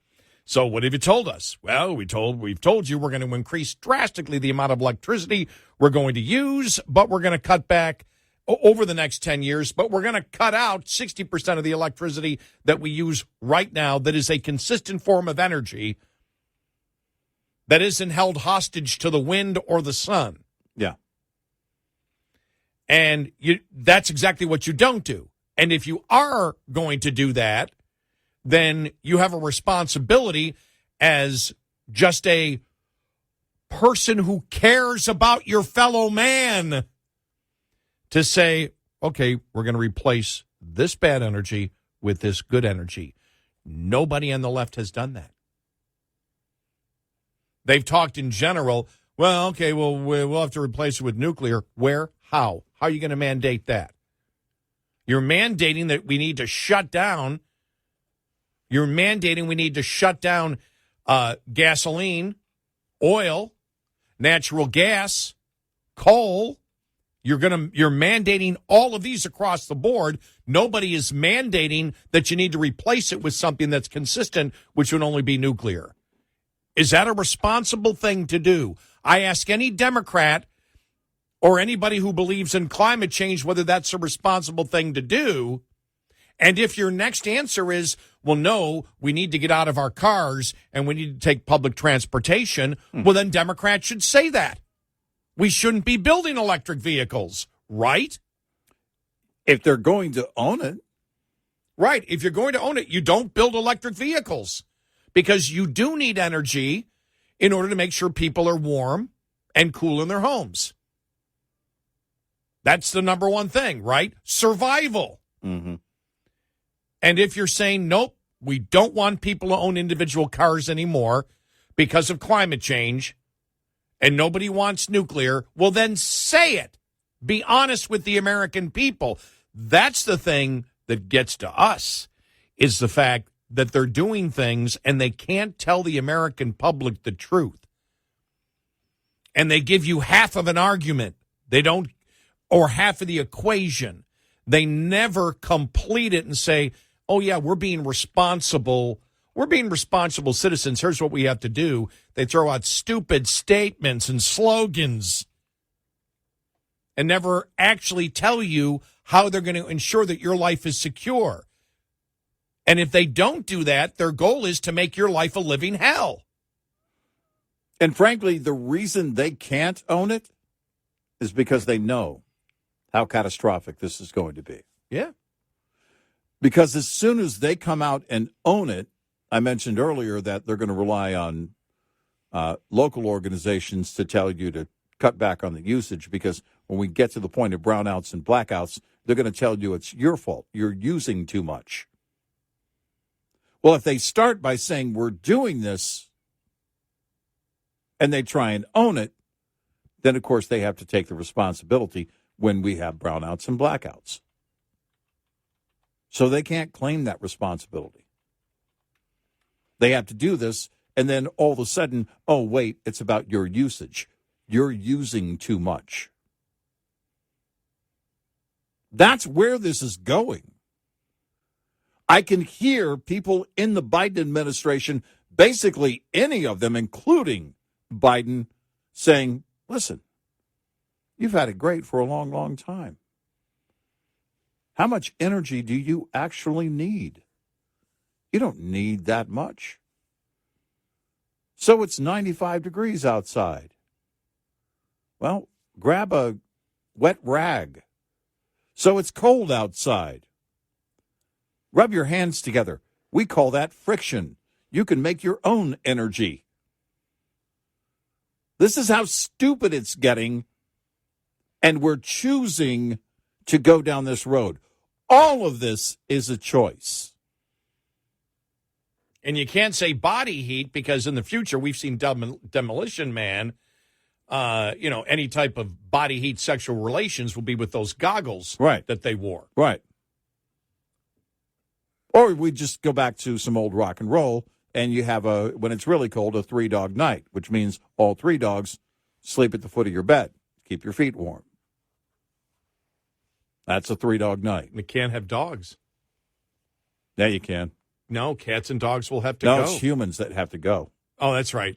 That's right. Okay. Yeah. Well, they are advocating that, the radical environmentalists, no pets. Yeah, but they start with humans.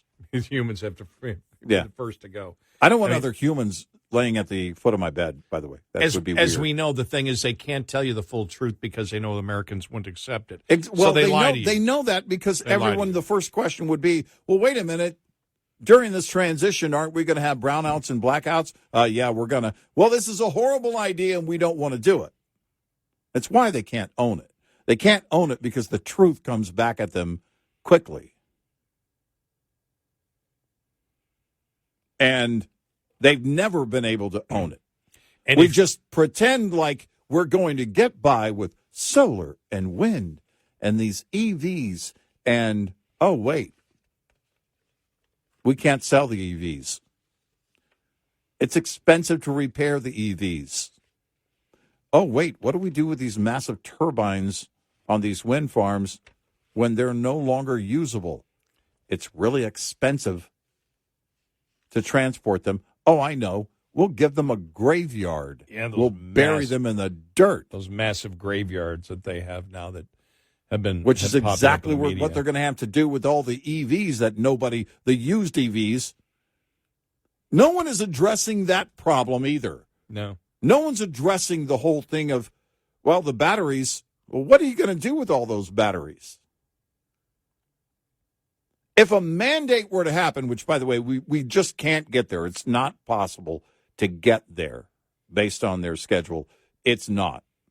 I don't know that we'll be able to get there in my lifetime.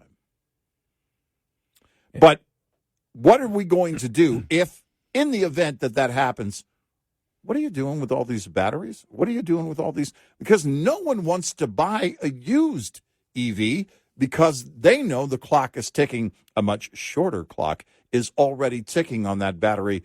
They don't want to be the chump that has to pay for that new battery after the last guy got all the usage out of it. Mm-hmm. So, used EV sales.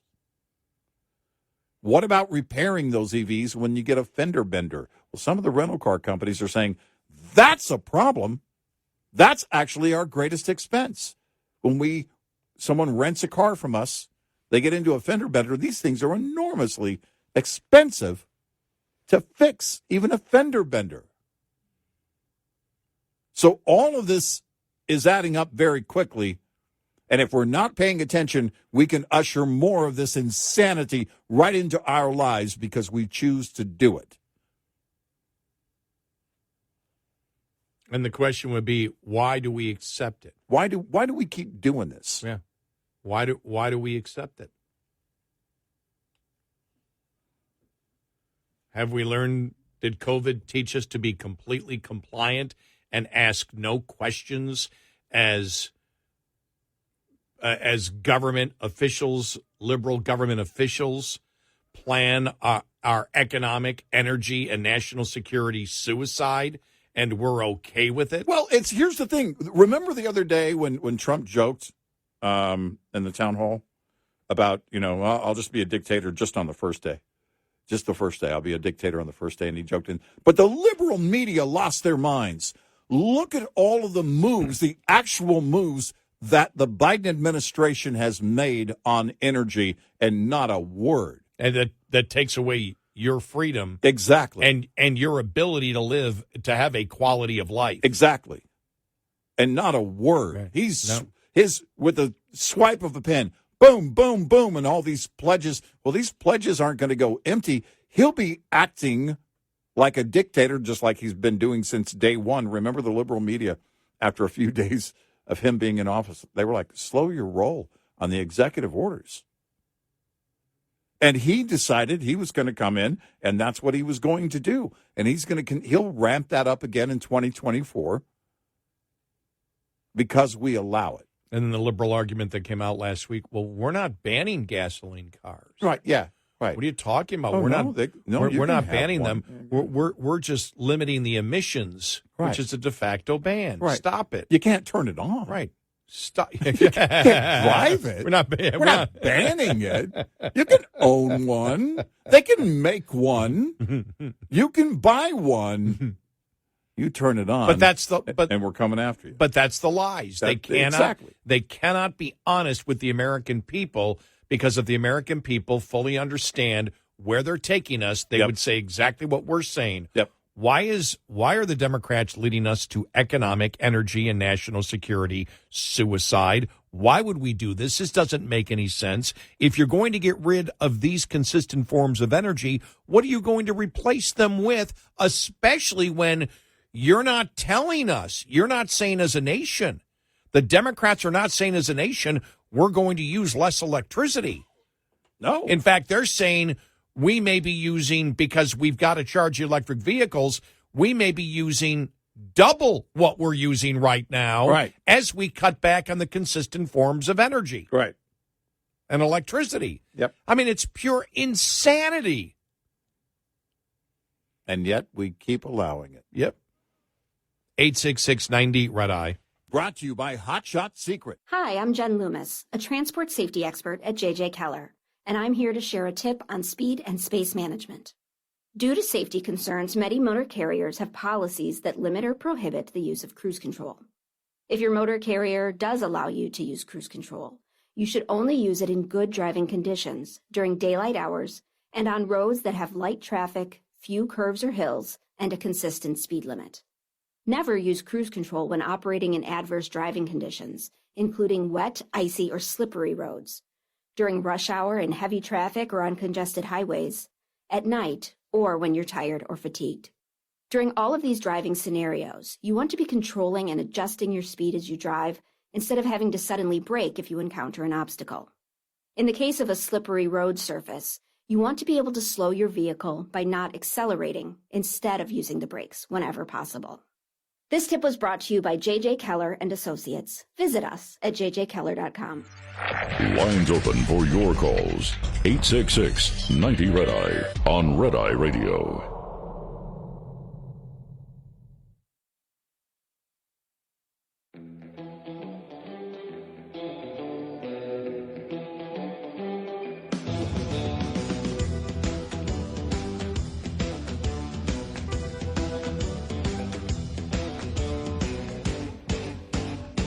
It's Red Eye Radio. He's Eric Harley, and I'm Gary McNamara. Let's go to Mark in Carson City, Nevada, as we talk about the insane electricity plan that the administration announced here in the last week, 60% cut in the current energy that we produce by getting rid of coal and natural gas.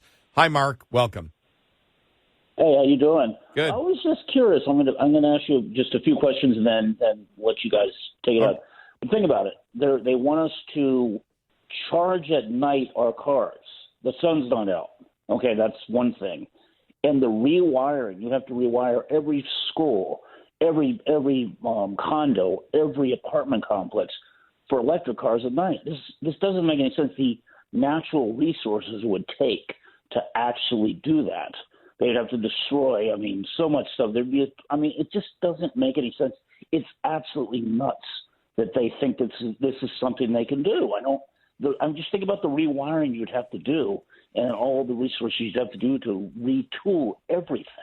Yeah, Mark, you are, of course, as a critical thinker, are living in reality, and they're living in this delusional state, and they're lying through their teeth. They want to ramp up these mandates over and over again on every front, as if we could do this. On the EV mandate alone, there's no possible way. It's never been done in terms of what we would have to do and just mining the resources necessary to build the cars and the infrastructure in such a short period of time.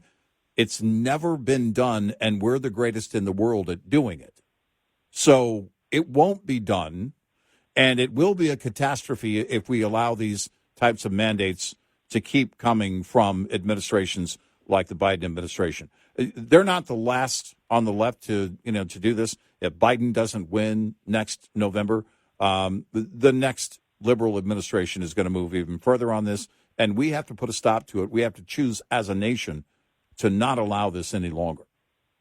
Well, we have seen, we experienced it. You had Texas with a constitutional referendum just in this last election in November, which is the fact that now we're going to subsidize natural gas, because natural gas is going to be the backup to the subsidizing of the solar and wind. I mean, it's pure insanity. And it's like, okay, we need to build natural gas plants that can immediately come on when the wind dies and the sun isn't out, and therefore we can't make a profit on those plants, so it's going to have to be covered by the taxpayer, the general taxpayer. That's the insanity going on here in Texas, because there's no way you can stop the federal government's mandates and the subsidies on solar and wind.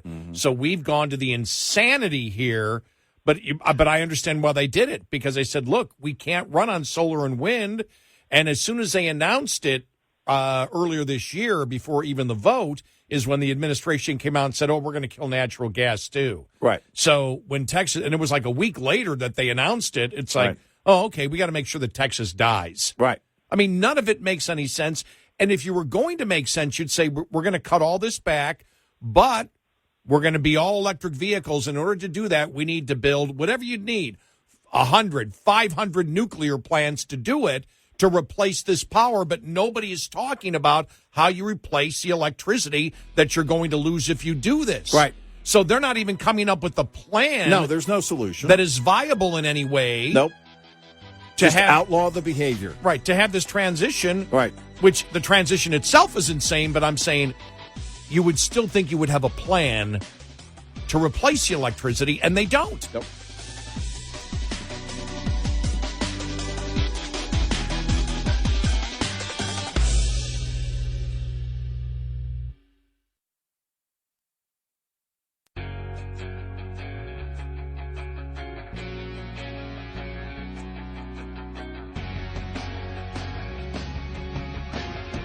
You're listening to Red Eye Radio from the Uniden America Studios.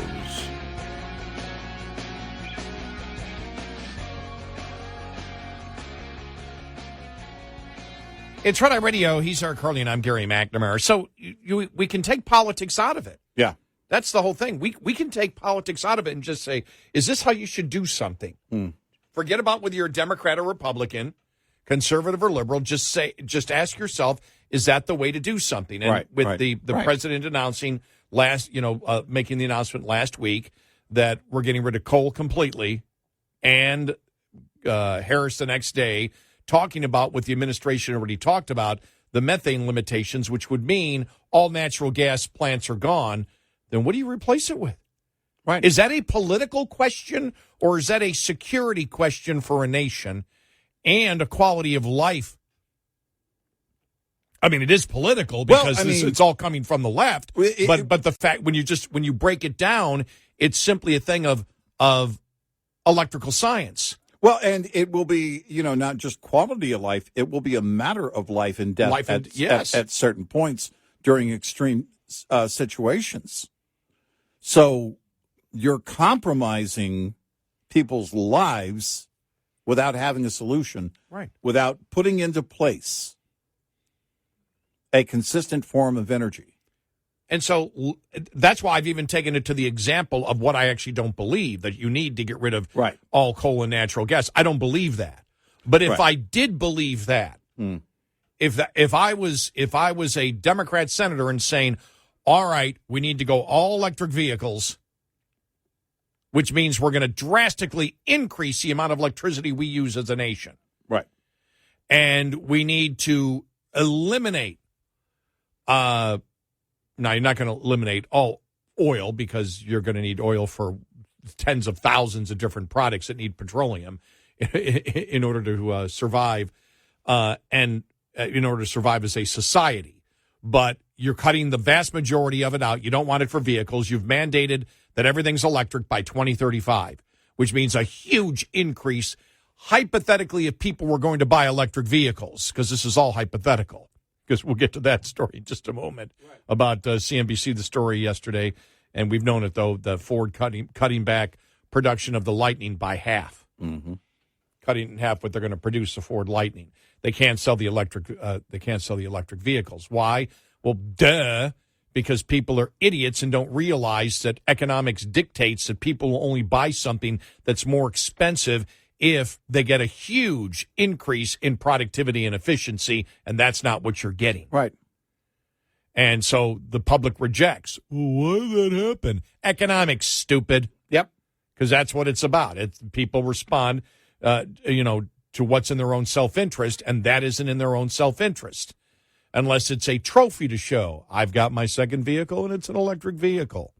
But in most places, it's not practical, and it isn't as efficient and productive as the current vehicle that we have. The first time we've ever done that in American history, which is the government mandates something that isn't as good as the product that already exists. Yep. But you increase the electricity that we have to use as a nation, and then you say we're going to cut back 60% of what we currently use. Those forms of consistent manufacturing are gone, and nowhere do we state where we're going to replace it with. There is no mandate. Right. Because a logical thing, and if I'm a liberal Democrat who buys into all climate change, I still would be concerned about the quality of life of everybody. And so if we're going to, I'm going to live in that dream world that everybody's going to buy an electric vehicle, we need to have the electricity not only to replace the 60% loss, but probably another doubling of electricity. They did the whole figures. We did that. I can't remember exactly what it would be, how much more we would need, but they did it. Whatever you would need and more, how are you going to replace it? You can't do it with solar and wind. It's inconsistent. The only place you can do it is nuclear. And nobody's promising that. Nobody's saying there's a mandate. Nope. No. In fact, getting that much nuclear expansion done politically, 100 years. Oh, easy. If politically you could get the NIMBY effects rolling in your favor, that's the problem. The first hurdle is going to be the whole NIMBY thing on nuclear. Oh, yeah. You want to expand nuclear to the extent of that would be necessary. Right. Good luck. I'll make the popcorn. I'll have to make it outside over fire. I could say if you have the electricity to make the popcorn. Yeah. You may not have it. I know how to. Believe it or not, for those under the age of 50, you can actually make popcorn without a microwave oven. I've done it. You can actually do it. Put it in a pan, a little bit of oil, put a lid on it. There you go. We did that in Boy Scouts. Yeah. Right over a regular It's the only fire. way we could make popcorn back then. Yeah. We probably had, when I was in Scouts, probably one of the first microwaves was available. We didn't have one in our home. We certainly didn't have one when we went camping. When I was young, Jiffy Pop. Oh, yeah, the easy one. Yeah. Yeah, there you go. Remember Jiffy Pop? Oh, yeah. Love Jiffy Pop. How inconvenient that would be today. Yeah. Oh, my gosh. I've got to shake it. I got to stand there and shake the whole thing. What? My granddaughters love making. Now, we have an air popper. Yeah, those are great. Those are so good. But a couple of them have started getting into the, putting the way we used to do it over the stove, put the little bit of oil in the pan, put your kernels in, put a lid on it, and then shake it until it starts, popping, and do it that way. And then season it. My oldest brother can make some great seasoned popcorn. He uses a whole list of things that I told him, I said, if you get me a gift, make me your popcorn. It's so good. Microwave popcorn. Give me a break. I went to see a show at the Palace Theater in Grapevine, Texas. Yeah. Take a guess how much a large popcorn was. And it was a big one. $5. Medium was $3, small was $2. I looked and I go, what's wrong with you people? Yeah. Here, I'm going to give you 20 because I think this is a mistake and I don't want to get arrested on the way home. I'm giving you $20 for this popcorn. I said, you're telling me I can have a medium popcorn and a soda and it's not going to cost me $5? Right. It'll be under $5? Well, wait a minute. Isn't this supposed to be 50? Exactly. You know what I saw the other day? And they had a great laugh about it. I saw where some of the movie theaters are now hooking up with, and I actually saw it on my account. It came up as a possibility. You can order the candy that you buy at the movie theater. They will deliver it through DoorDash. This was DoorDash in my case. And I thought, well, why would I want to do? Because Walmart has the same candy, for $1 a box. Why would I go pay $9 a box and delivery charges? I'm not going to do that. But I thought it was interesting that they jumped into that game. They'll deliver you. I didn't see popcorn on the menu. I'll have to see if it comes up again this weekend because I'm really curious to see what kind of business they're getting, or maybe they've decided to just discount it now and go that route. That's where they make their money. Concessions is where movie theaters make their money. Oh yeah. They don't make their money off the actual movies because the movies are crap. It's the popcorn. And for some reason, the popcorn with that liquid fake butter probably is not healthy for you. But, man, inside the movie theater, isn't that the greatest tasting popcorn ever? Nothing better. There's nothing better. Now, think about it, though. Look at all the electricity that's wasted to make the popcorn, the movie, just everything. I mean, we're killing the planet by enjoying ourselves. And there's exactly where it's going. But we can relate that to energy. This is what they do. Look, it's going to be warm this afternoon. Why are you using all this electricity? Why? Look at you. Unplug these things. What is wrong with it? It won't be long before Elizabeth Warren will show up at your house. We must unplug your cell phones. We must unplug. What is this, a refrigerator? Oh, you don't need a refrigerator. Why do you need to store food like some kind of prepper? Well, you right-wing nut job. Well, they've already talked about with all the electricity, all the stuff that we have that's on standby is drawing electricity. Yeah. And they're saying you should be unplugging everything. It's right. like, that's not going to happen. Right. People aren't going to do that. Oh, I do have a Taylor Swift connection here. I don't know how it was yesterday, but I mean the whole thing of with her at the Kansas City game the other day and everything that happened. And I don't know where I was, but I can't remember how I got to it. But I was looking at her private jets. That she has 2 private jets. Yeah. And I'm like, oh, she's got 2 private jets, and you couldn't see inside of hers, but they showed the same model. It's really nice. The one I can't remember the name brand of it. But it was like 2011, has 3 jet engines, not even 2, 3. It looks like the old 727 with 1 in the tail and then 2 on the side. Yeah. And $40 million. But that wasn't the part that got me. It's how many carbon credits she has to buy, and she constantly buys carbon credits to offshoot the global warming that she's causing. And I'm like, oh, my God, you've got to be kidding me. Yeah. Oh, jeez. Well, give it to charity. Exactly. Give it to a good charity. Yeah. Right. No, but that's that's the whole guilt thing.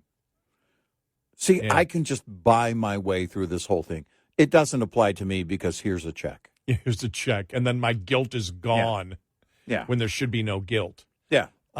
So yeah, I mean, it's but that's the fact of the matter is, and that's it. You don't have to feel guilty, but you've been made. This is a generation, including hers, it's been made to feel guilty for existing. I don't feel guilty at all for existing, at all, not for a moment. Wow, now that's an interesting guilt trip. Yeah, guilty for being. Yeah, guilt of being you. And hey, I was raised Roman Catholic. Catholic guilt. I'm Scottish. I thought that was the ultimate. I'm Scottish. I thought that was the ultimate in guilt, and I never had existence guilt. No, I mean the Scots. We're right up there with the Catholics on that whole thing. We feel guilty over things we weren't even associated with. We just take it. We just go up. Hey, you have any guilt? Okay, we'd like the guilt. Give us the guilt. I'm grateful for my existence. I have no guilt. Yeah. Well, I feel guilty. Yeah. Because we're destroying the planet. Can you imagine? Well, the planet is a bunch of molten rock. Yeah, right. And other animals, but I'm an animal too. Imagine. Are they feeling guilt? They're not feeling guilt. No. I'm not going to feel guilt. You're destroying the planet, which is? Yeah. Well, you imagine William Wallace. Okay, it's great, the freedom and all, but one day we're going to feel really guilty about using all this energy. I think we get off our high horse and just turn everything over to the king. Just leave it. We don't need freedom. Freedom is overrated. I'm taking this face paint off right now. Meanwhile, the king who was fat Yeah. I want my baby back. 866-90 Red Eye. Get in touch with Red Eye Radio, toll free at 866-90 Red Eye.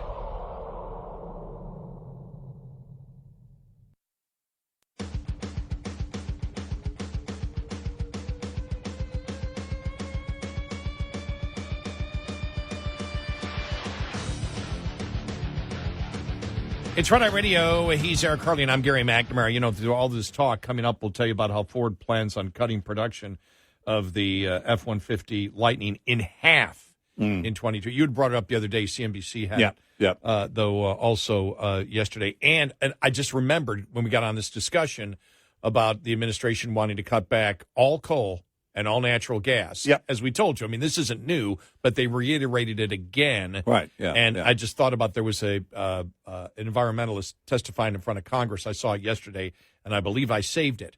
And it was about getting rid of all plastics. Oh, was she schooled? Yeah. About everything that she was, the water bottle she had. Started going through everything that everything that around her that was plastic. How do you get rid of it? What do you replace it with? You can't replace it with this. You can't replace it with this. Went down. She had no answers at all. How are you going to build an EV without plastics? Hey, that's a great point. How are you going to build any home without plastics? Can't. Look at all the uses, the medical uses of plastics. Yeah. And that's what they think they can do. We'll just outlaw the behavior. We don't have any answers. And you know why? Because they're morons. And by that, I mean they're stupid.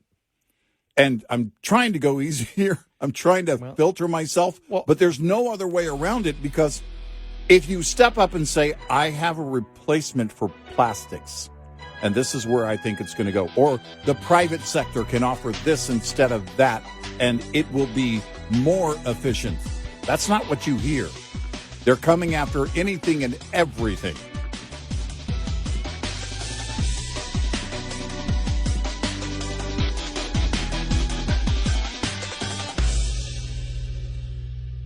This is Red Eye Radio on Westwood One.